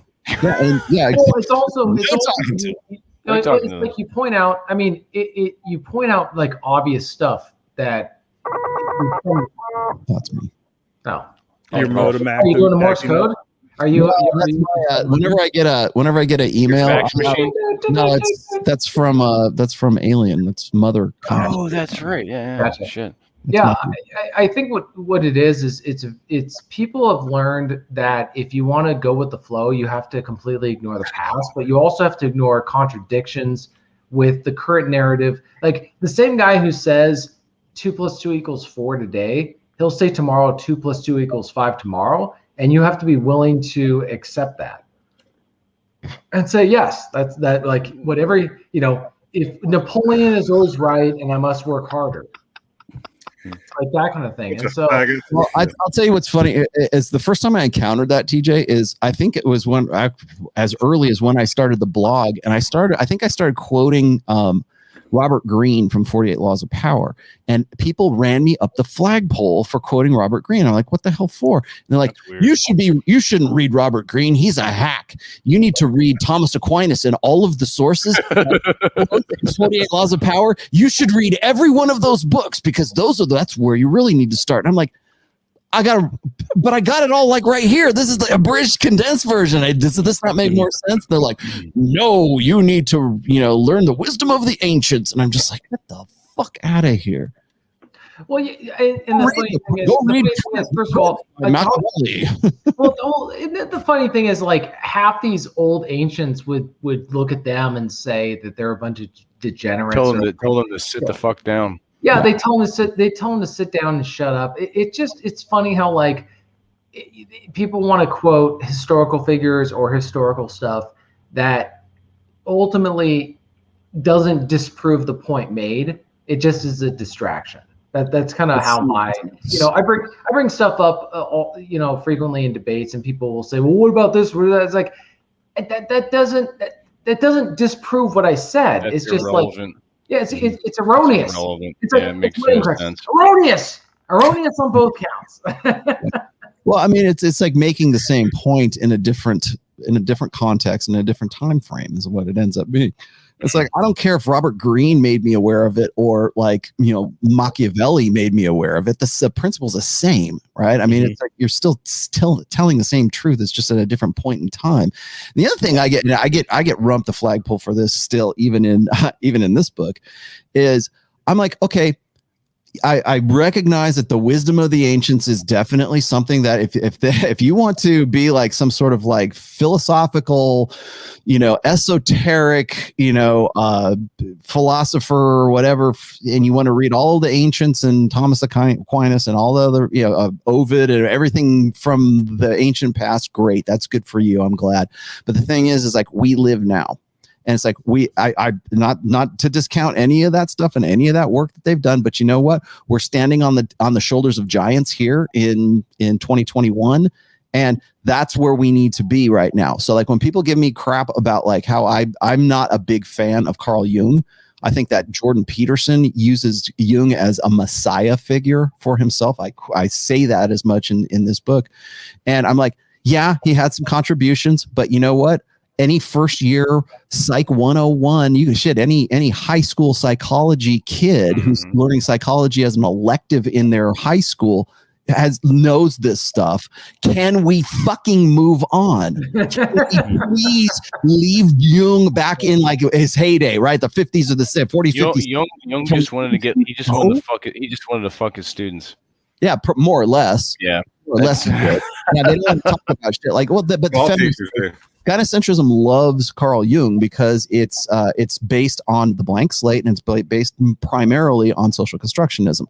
It's like, oh, the anima animus. Yeah. Okay. Well, that premise is based on the fact that, well, we're all just blank slates, and we have a female side and a male side, and it's like, no, we can actually figure that out now. We have fMRI scans that say that women's brains are different from men's brains, and guess what? That causes differences in psychology and differences in physiology and hormones and everything else, and inherent traits, evolved traits, and now that we have, that's why one of the reasons why they hate evolutionary psychology so much is because it shits on the blank slate. And if you do that, it kicks out anything that is the basis of wokeism or transgenderism or at least the biological side of homosexuality.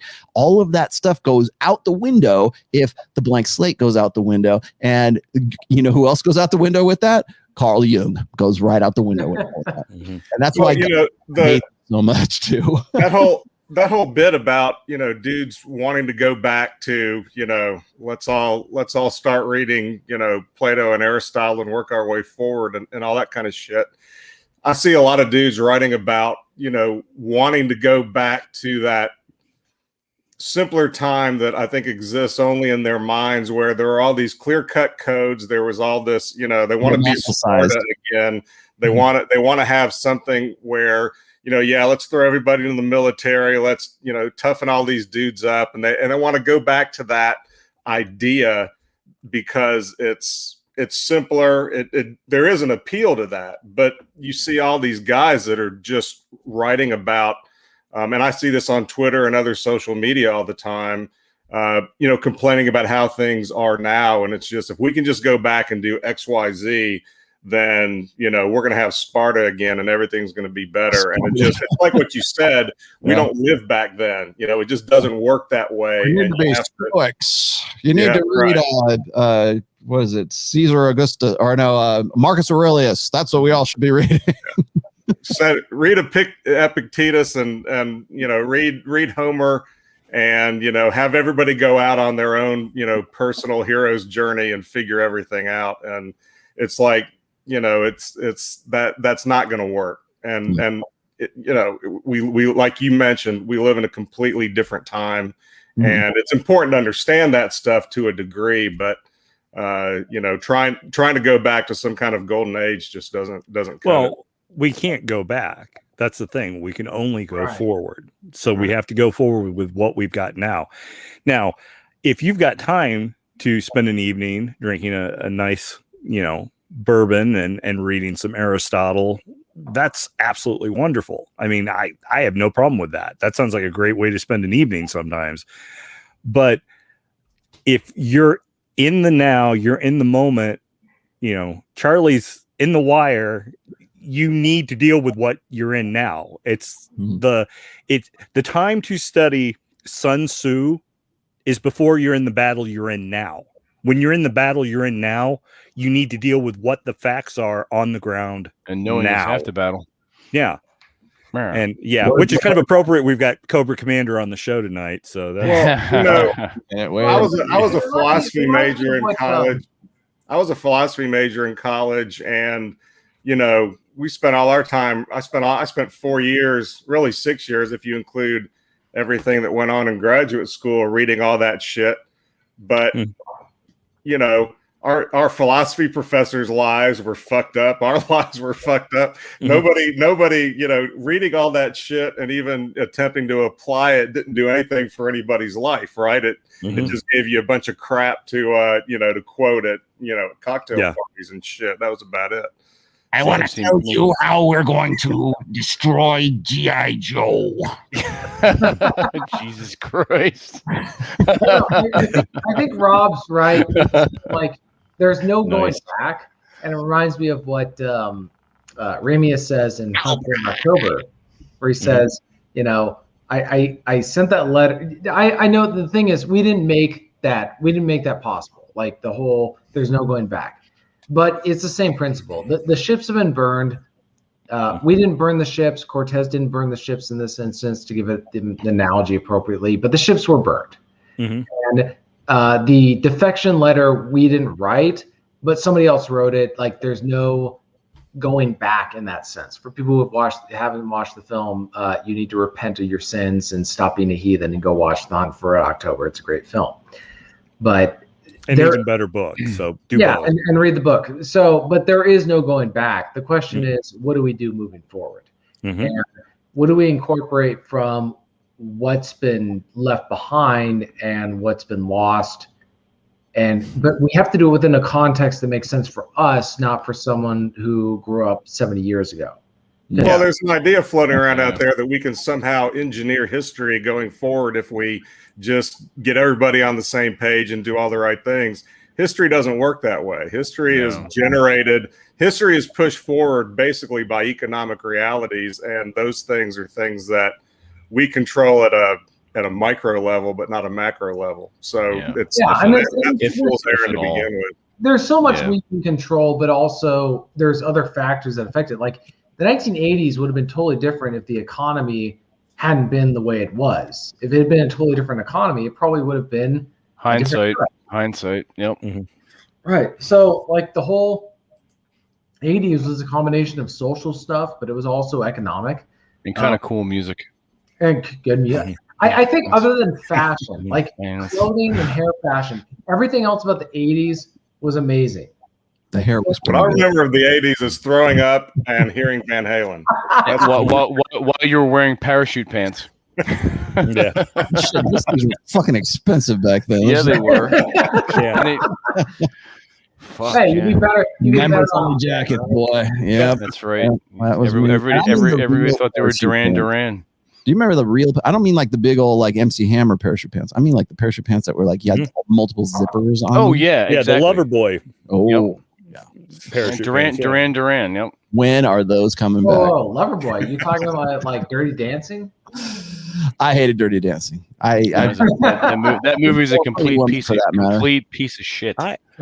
Even I figured that out early. I ended up with a job because of Dirty Dancing. I ended up. Sorry to hear that. Yeah, I ended up. Don't tell people that. Don't tell people that. I ended up with a job and a couple of different girls. So because of that movie, the movie was worth it. yeah, it was absolutely well.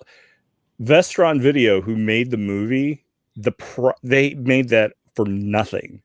And it was such a huge movie that Vestron had so much money to invest.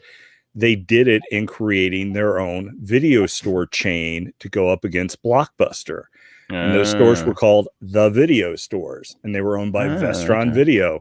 And I ended up basically as an assistant manager of the store in Broad Ripple, which is kind of a party area, and had some really interesting adventures in Broad Ripple. You guys, did either one of you guys, and Robert will know this, any of you guys, I'm sure, I can't believe any of you haven't already, but did you read Ready Player One?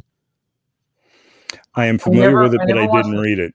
I never read it. I watched the movie. Fan-fucking-tastic. The book is amazing. The movie is shit. Really? I heard the license everything. That happens often with. I heard the movie books. was good. I watched the movie. I enjoyed the movie. I didn't really realize I think you would have had a different opinion of the movie had you actually like read or like listened to all the Ready Player One. The book itself is fantastic. It's like written by the audiobook. Like he would be fit right into this show.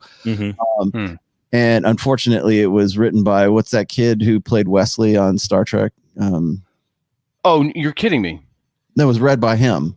Oh, it was read by him. It was read by him. He didn't write. Okay, him.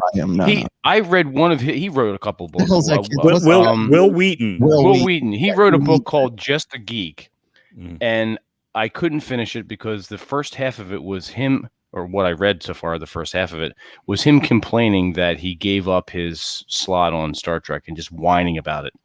That was the first half of the book. I'm like, you know what? I can't take this. Well, I mean, he wasn't a bad reader for it, but the book itself was just absolutely amazing. It's that nostalgia. The reason I'm even bringing it up is because whenever I hear Robert talk about shit, it's like that's that nostalgia value that I got. Are you saying I'm old? Well, yes. Saying I'm old, bring up old crap. Yeah, I don't look it, but yeah. Whenever I see you put a Micronauts post on your Twitter, shit, Micronauts, yeah, I know what that is. Yep. Micronauts, Well, that's because on Twitter I'm mostly talking to middle-aged Japanese guys, so it's. I know I think they're bigger fans because it's like Microman kind of thing. Yeah. It's different. Well, because it was all tied into Diaclone, which became the Transformers, and all of that. So it's all connected. Or Robotech. I still watch Robotech. I wanted to here's the thing is like I went back to because I think it's either Paramount or one of those channels I have. You can get the Robotech, the remastered versions of Robotech like that. Yeah. Ones. They're 80s. The dialogue is garbage. It's so horrible. Although the new generation, the third series is not. The third series is probably, as far as dialogue goes, is probably the best. The romance in it, I'm like, I can remember being a teenager going, man, this is great. I love this shit, right? And now as an adult, I go back and I go, God, this was horrible. Yeah, it was just animation. It gets into violence and the explosions and the missiles. Exactly. Well, the fact that there are 3 completely separate series that got kit bashed together by Carl Masek at Harmony Gold to become Robotech. I really love Macross, which is the first one. I really love Genesis Climber Mospeda, which is the second one. And the third one, Southern Cross, is probably my least favorite in the Japanese form. But I agree that the dubbing on it and the dialogue is actually better than the dialogue for the 2 previous ones in English, but the Japanese originals are still far superior, I think. But you know, I can say that because I'm a snooty fanboy.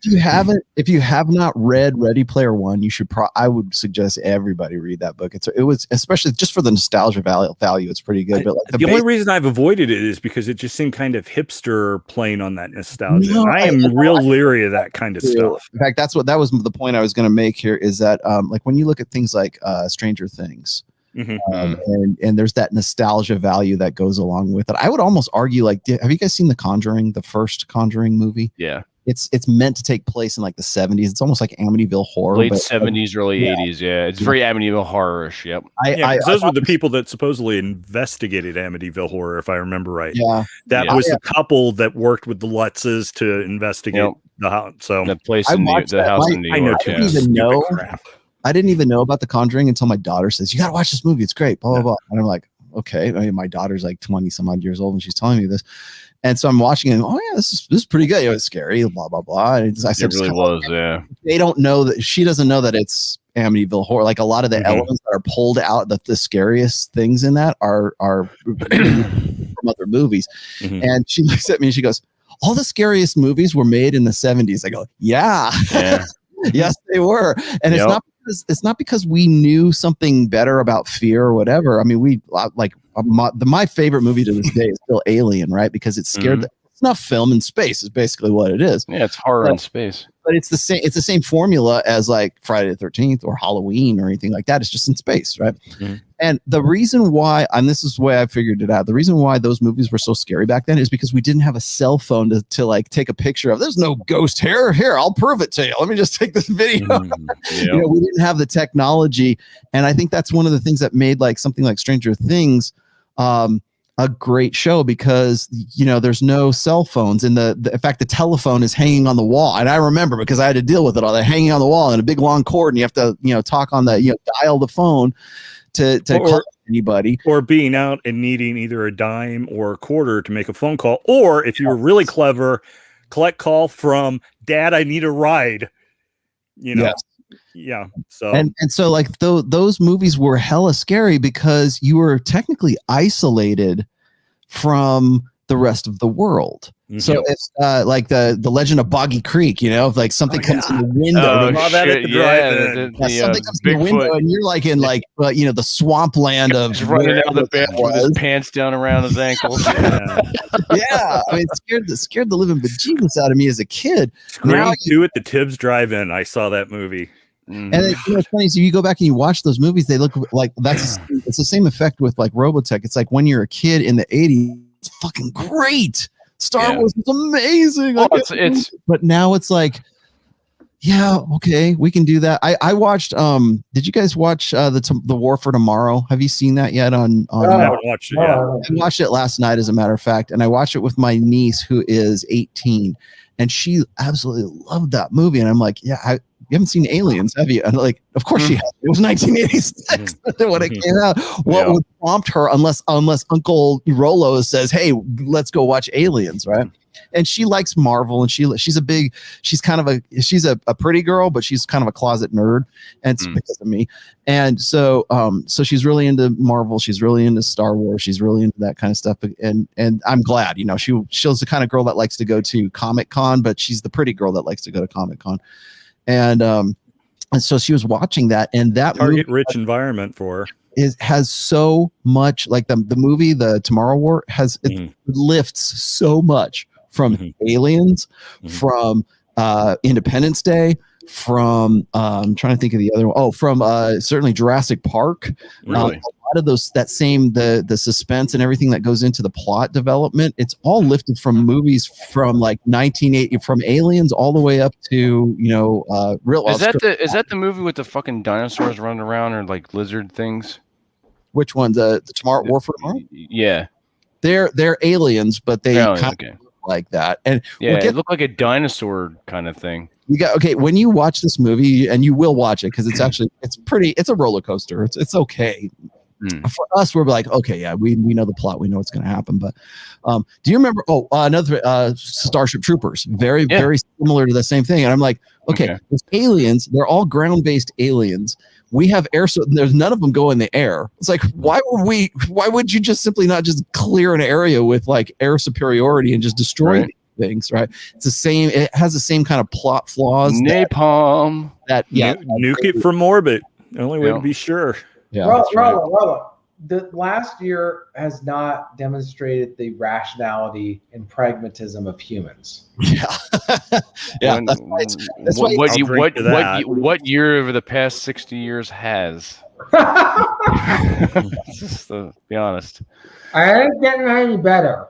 Well, and the reason why you're saying that, TJ, is because we live in an era right now, and we're smart enough to say, well, why would they just simply not like shoot them from space, or why would they not simply like kill them from like, if we have air superiority and they can't get into the air, then why would we not just simply wipe them out that way? Well, then you don't have a movie. It's the same thing as like Starship Troopers. Why would they put infantry on the ground when you could just simply put artillery and tanks and anything that's proof against like, you know, the bugs? Well, the same thing with a haunted house. It's like, just fucking leave. Well, why would you not, no movie? Exactly. It's like why wouldn't you just ignore a virus with a 99% survival rate that goes up even higher when you eliminate? Put your mask on, you sheep. Yes. Yeah, put your mask on. You know why? You know why, TJ? Because over the course of the last, certainly since 2000, like in the 21 years of the 21st century, we have been taught to suspend our disbelief. That's why. Movies have taught. I totally agree. Yeah. Yep. That's very, very true. Yeah, and that's another thing. Andrew's right. Starship Troopers was a completely different movie after you spent time in the Marine Corps. Yeah, it is, because was it Heinlein wrote that, and Heinlein was very much a conservative writer and very much a pro-military kind of guy too, and was also very pro, like all that stuff about citizenship and civilians and citizens are two different things in that movie, and you don't really get that unless you read the book. Yeah. What's funny is the movie was intended to be a spoof or a parody of the book, but I read the book in one sitting when I was in high school, and I was like, wow, this is actually a very this is a political treatise disguised as a science fiction book. Yeah, and a very libertarian almost objectivism aspect to it. What's funny though is it triggers a lot of libertarian, and I've been in the libertarian movement for a long time, and I've talked to a lot of libertarians, so I can kind of speak with experience on this. But one of the nerves that hits with them is this sense of duty. If you want to be a citizen, you have to show that you have skin in the game. A lot of people, including libertarians, think that they are entitled to things without having to earn it. Like they just, we just have these things and they come out of nowhere. And as the book demonstrates, it's like, there's a very unearned entitleism. Right, like you have to earn this stuff, but also from a pragmatic perspective, you have to earn it in order to appreciate it. Because if you don't, you're going to treat it in a trivial manner. And so that was kind of the point of his book, is like, yeah, you got to go serve. And they didn't discriminate like on like your capacity. If you couldn't serve in the infantry, you served somewhere. But like the point was, you gave dedication to the Federation and you got citizenship as a result.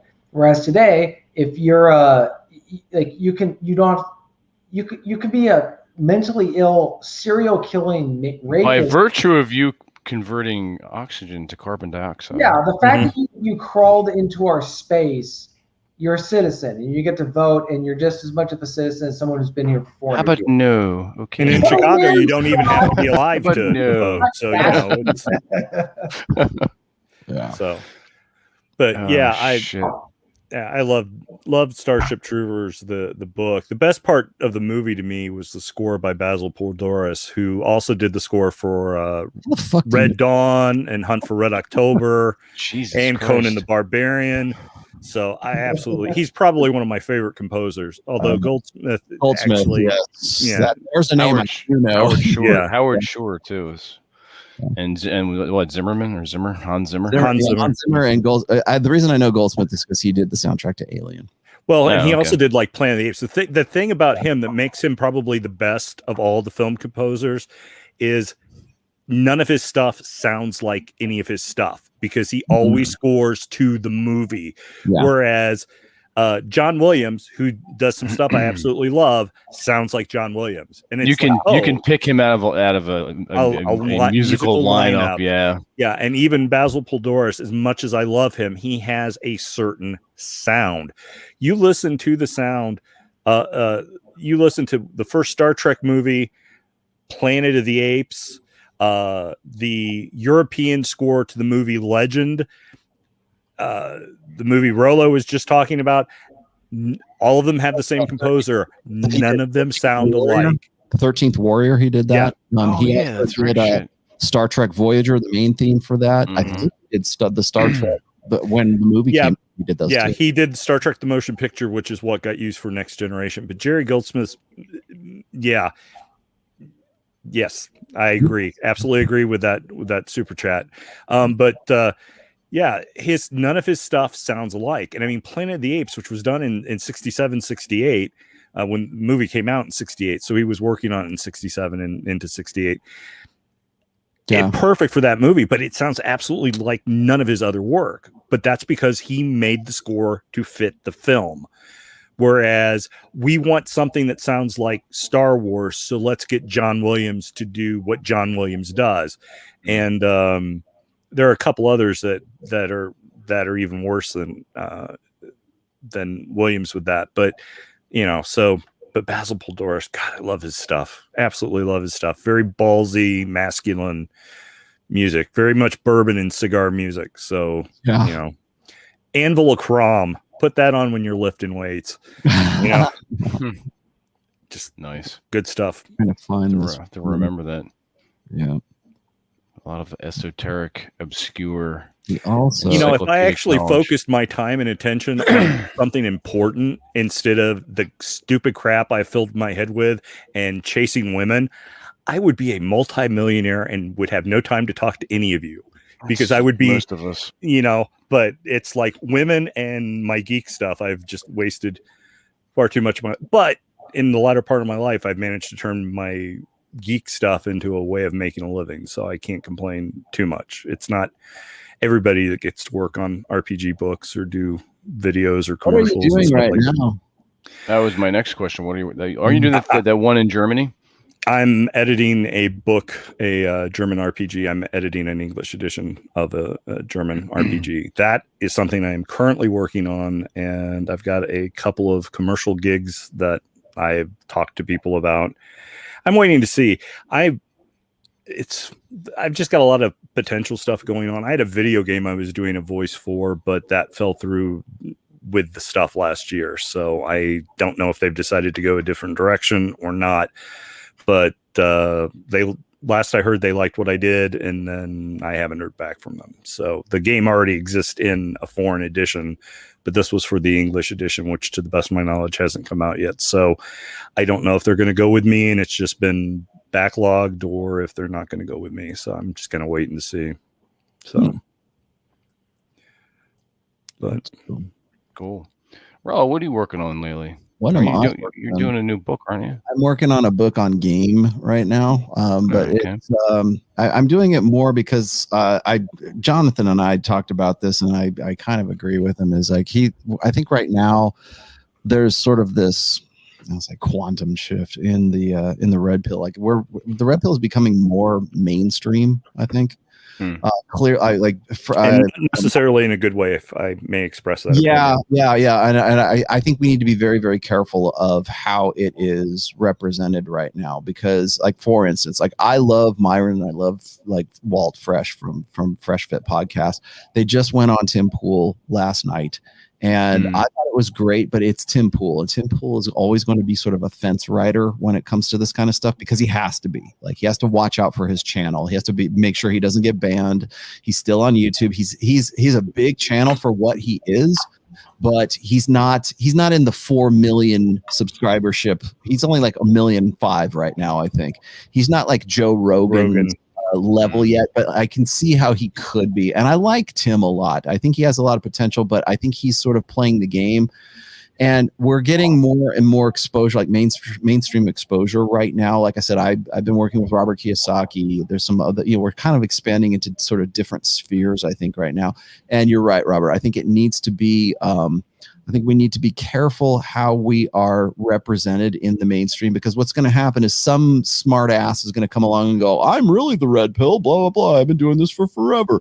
And it's going to be this really watered down, half measure bullshit, red pill kind of stuff. And it won't even be called that. They'll call it red pill, and then they'll move it into something else. And because I've seen this happen before. We've had this conversation before. It's just nobody that's in the red pill right now really remembers this, except for me, because I'm like, freaking Elrond from 3,000 years ago, right? Mm-hmm. And I remember the shit that happened back in 2013, 2014, 2015, right before Trump got elected, and everybody suddenly wanted to become red pill.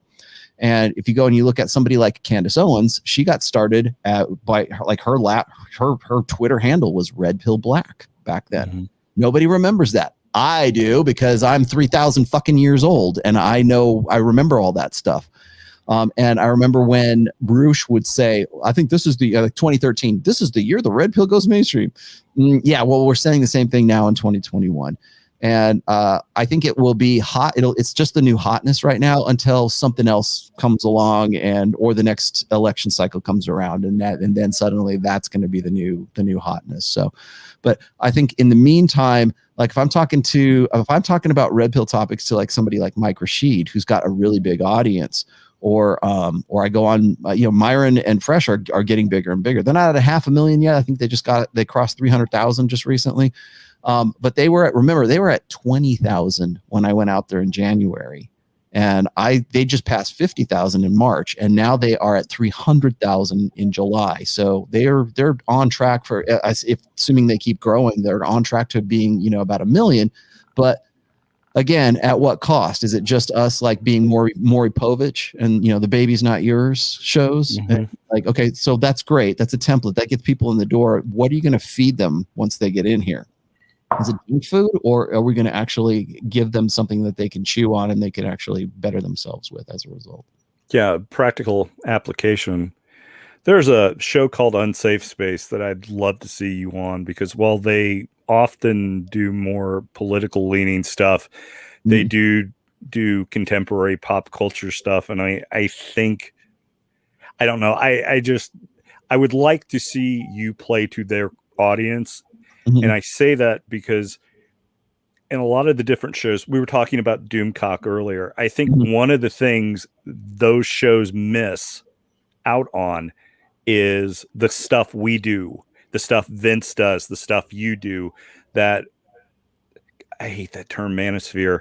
What else is there? Yeah, but that manosphere, red pill kind of stuff is like an element that's missing. It's hinted at, it's danced around, it's like a puzzle piece that they are missing, whether they are completely devoted to pop culture fandom type stuff like Geeks and Gamers and Doomcock, or if they have a more political leaning like Unsafe Space, which also does the pop culture stuff and stuff in the knitting community and things like that, which is its own subculture and fandom.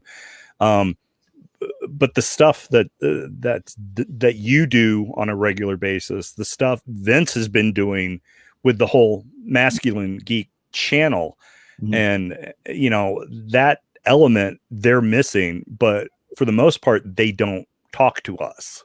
Wow. So, or at least not in any meaningful way where our audiences are crossing over and getting a piece of the puzzle that I think is missing. What's the name of that show?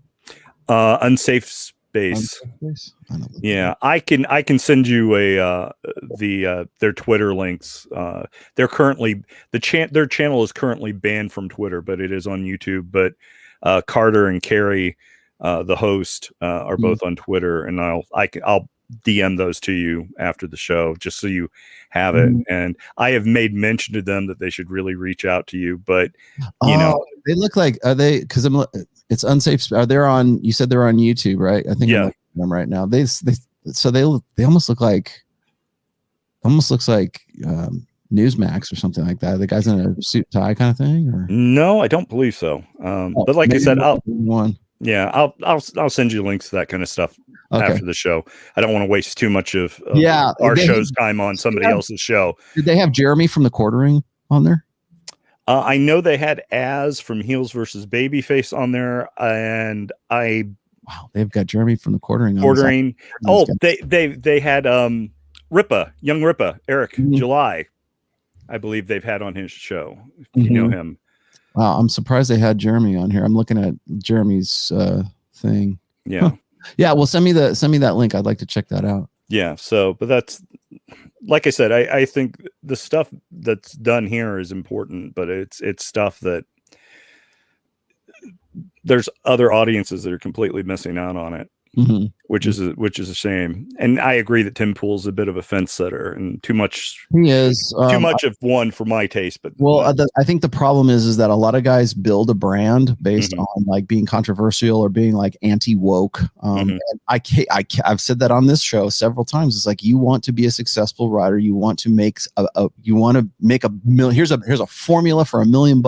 Start writing red pill characters. Start writing the next Han Solo. Start writing the next Captain Kirk. Start writing unapologetically masculine, in your face world characters. Exactly. And you will have anything that is anti-woke right now will be an instant success. Nobody wants to do it because they're scared shitless, first of all, and then second of all is like that the reason for that is like as soon as you do that, then it gets liberated, it gets appropriated by people. That's why I was asking you about the nostalgia factor of like say Robotech or for Stranger Things or even Ready Player One. The problem that I have right now is, as a Gen Xer who is in his early 50s right now, I'm afraid of having where we're already seeing it, classic franchises like Star Wars is that's the first to go. We already know that, but like we asked, I think we said this on my show when we did the Masculine Geek show on my channel.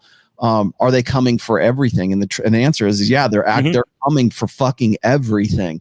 And I've seen, I think it was, what do we have? Jeffro Johnson was on that show. And I've seen several instances of like how the future of Marvel is female. And it's like, yeah, they're coming for everything. And every classic franchise, every IP, everything that is sold based on that's going to be a piece of shit too. 80s nostalgia will become a vehicle for woke narrative bullshit because they can't create anything, so they've got to take something that is already a successful franchise, they've got to fill it with horse shit and then sell it back to you as based on solely on the nostalgia factor. And it's like, to me, I almost find that like religiously offensive because and not from I like that's the feeling I get. I'm not saying it's actually religious, but it's like that's the feeling because I lived through that. I was the one who was the geek at that time,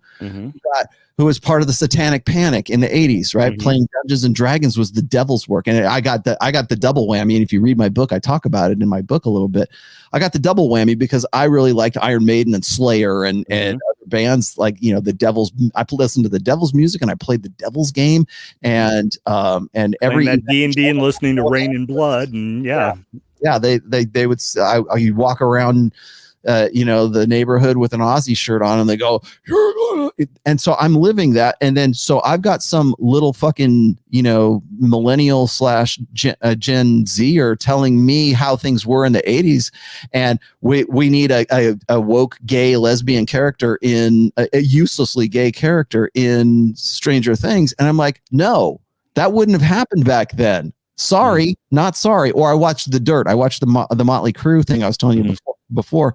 And so if I go and I watch that, I knew as soon as that movie was over, I'm like, I bet I could go online right now and find some little kid to give me a review about that and tell me how horribly sexist it was. And how, I can't believe Nikki Sixx snorted coke off of some hooker's ass or some shit like that. Yeah, because that's what fucking happened. People they're full of the people actually had a sense of humor and they were living life to the full. And they, like people had a joy for fucking life back then, and that you do clearly do not have now, because the only way you can get clicks on or make money, I guess, is to get clicks for your shitty review of a movie that is based on real life. That's actually those were life goals. Doing blow off a hooker's ass was like, that's how you. That's still on my bucket list. God damn it.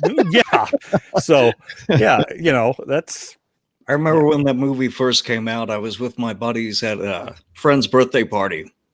I was sitting around a fire, and this one chick was giving her review of it. And of course, we start off with the fact that there's bush everywhere. Yeah.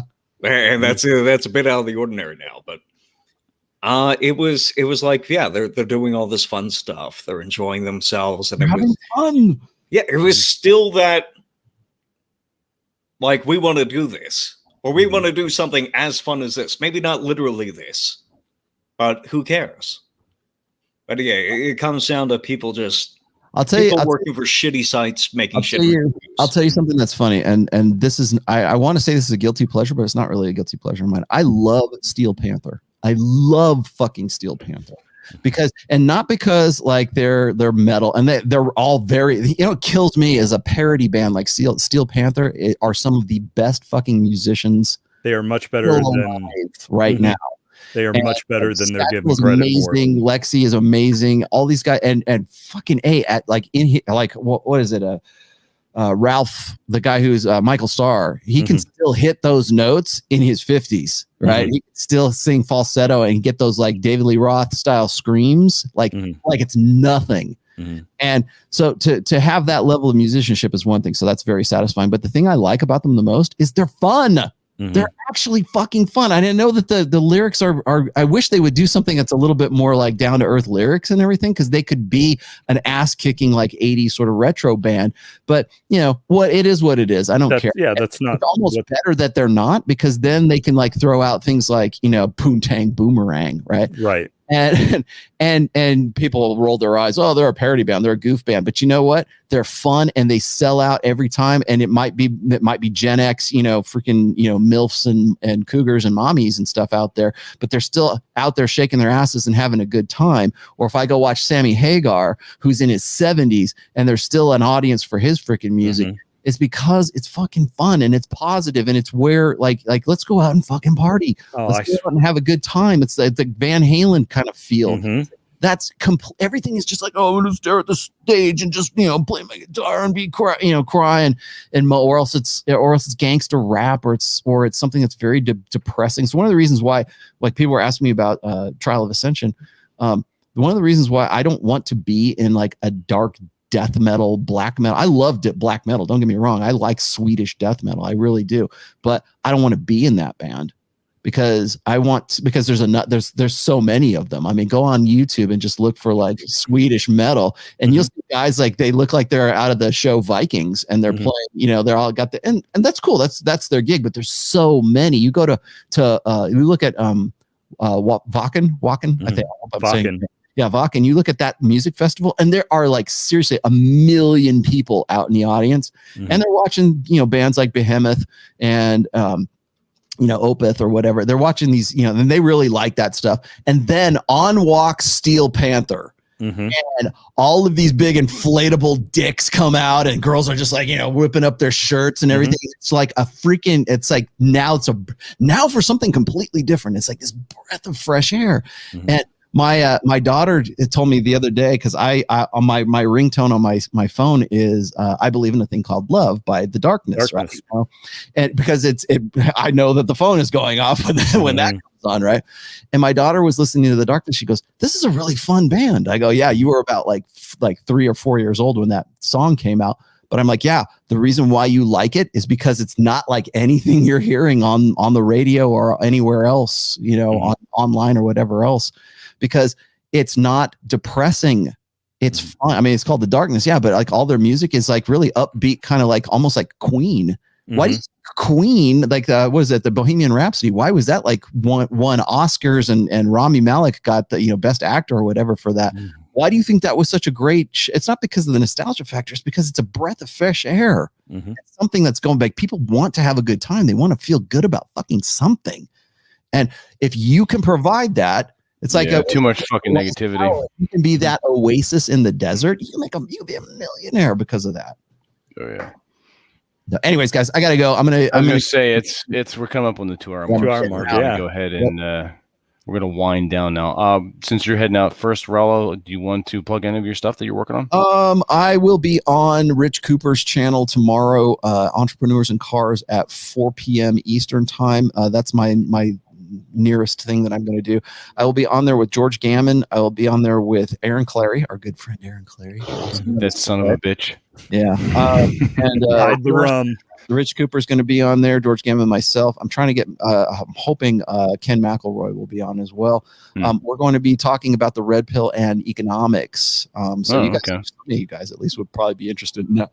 And that's kind of like my first crossover from like red pill, game oriented stuff to like how the red pill affects socioeconomics, and it's kind of like my first foray into the economic side of things as far as like intersectional dynamics and how that affects like macro and microeconomics. So we'll be talking about that. Aaron Clary is actually the perfect guy to have for that. That's true. Book of numbers. Yeah. Yep. And then finally, I will be Friday, Saturday, and Sunday. I will be in Hartford, Connecticut. I'm doing a cameo appearance in a movie or a movie series, I should say. That's being floated out to Netflix by this guy Kevin Sabo. So I will be there. I've never been to Hartford, Connecticut, so I'll see. Good luck. Like Myron goes, that's a pretty rough place. I go, well, I don't think I'm in actually Hartford, but like I know I'm flying in there. So, but that's where I will be. So I will have a pre-recorded show on Sunday if I have a show at all. So what will the topic be? If you have a pre-recorded show? I have a pre-recorded show, I'm actually looking at this video. I'm probably going to do a breakdown video of this thing where it's like somebody sent this to me. It's like these guys who are, I think this is a church group or a men's group of some sorts where they're trying to like, it's like marriage boot camp for guys. Like, will you love her? Yes, sir. Will you do anything? What if is she ever wrong? No, sir. That kind of shit. I want to kind of like poke fun at that a little bit. Cool. All right. Excellent. That's what I'm doing. I'll see you guys later. Thanks, man. It's been fun. Absolutely, Raul. Catch you later. All right. Yeah, we're gonna. Well, good timing, James. Very good timing. Yeah. I came back. I was out. I came back from Wawa Route. Oh, okay, cool. So, what are you? I was going to ask Rolla what you do when a cashier gives you a free coffee. Like, do I just reach across the desk and make out with her? Like, what do I do? You pat her on the ass. You pat her on the ass. Okay, that'll be all good. But she's facing me.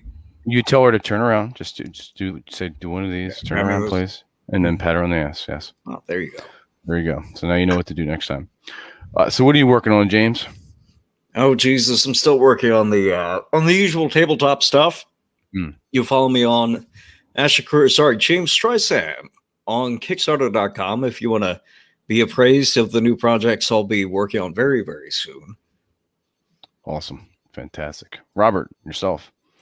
Working on editing a book and trying to line up a couple more voice gigs. So hoping that will go well, and got a couple other projects that I'm thinking about, but doing some groundwork on, but I'm waiting to check on financing for one, and the other won't require much in the way of financing, and it's just a matter of when I'm ready to talk about it. But gotcha. Hoping to be doing some more stuff on YouTube other than the random pirate broadcast and playing some music. So we'll see where that goes. And obviously, always a blast to be on anything with Masculine Geek. So appreciate the invite again, Vince. Of course. Yeah, you're welcome. Glad to have you. And good to see you again, both you and James and TJ. And last but not least, TJ, you want to talk and mention your new book? Yeah, other than Pray the Gay Away by Aaron Clary. Jesus. I'm working. I finished a new book. Vince just read it. It's called The Iridian. It's very good. I'll be trying to publish it soon. I'm also editing a sequel to a book called The Shadow Men, which Terror House magazine is serializing and going to be publishing. So if you hate communism and you love freedom and liberty and the pursuit of happiness and guns, then you will enjoy this book, and you should get a copy when it comes out. So, indeed. All right, excellent. Everyone in the chat, thank you for joining us, both fans and haters alike. Go ahead and hit that dislike button, if you will, because it doesn't fucking matter. We're here to stay. And it was very interesting seeing all your idiocy. So thank you for the entertainment. I was referred to as Asperger's, Daniel Radcliffe. This is a new one. Wow. Okay. This is new. And it's creative. It is creative. You have to, that person deserves a pat on the back or a cookie. God, A gold star. Did I even merit mention, or I can only imagine? It's participation trophy, if you will. Yeah, we're all going to get participation trophies for this one. Yeah, great. And thank you to some of the new faces, as it were, the new avatars in the chat. As always, it's been a pleasure. TJ, take us out. Guys, keep the fires burning, keep the lead shooting down range, keep the wine flowing. Don't take anyone nickels, and don't drink all the frickin' rum. That's right, you magnificent fuckers. You dirty whores.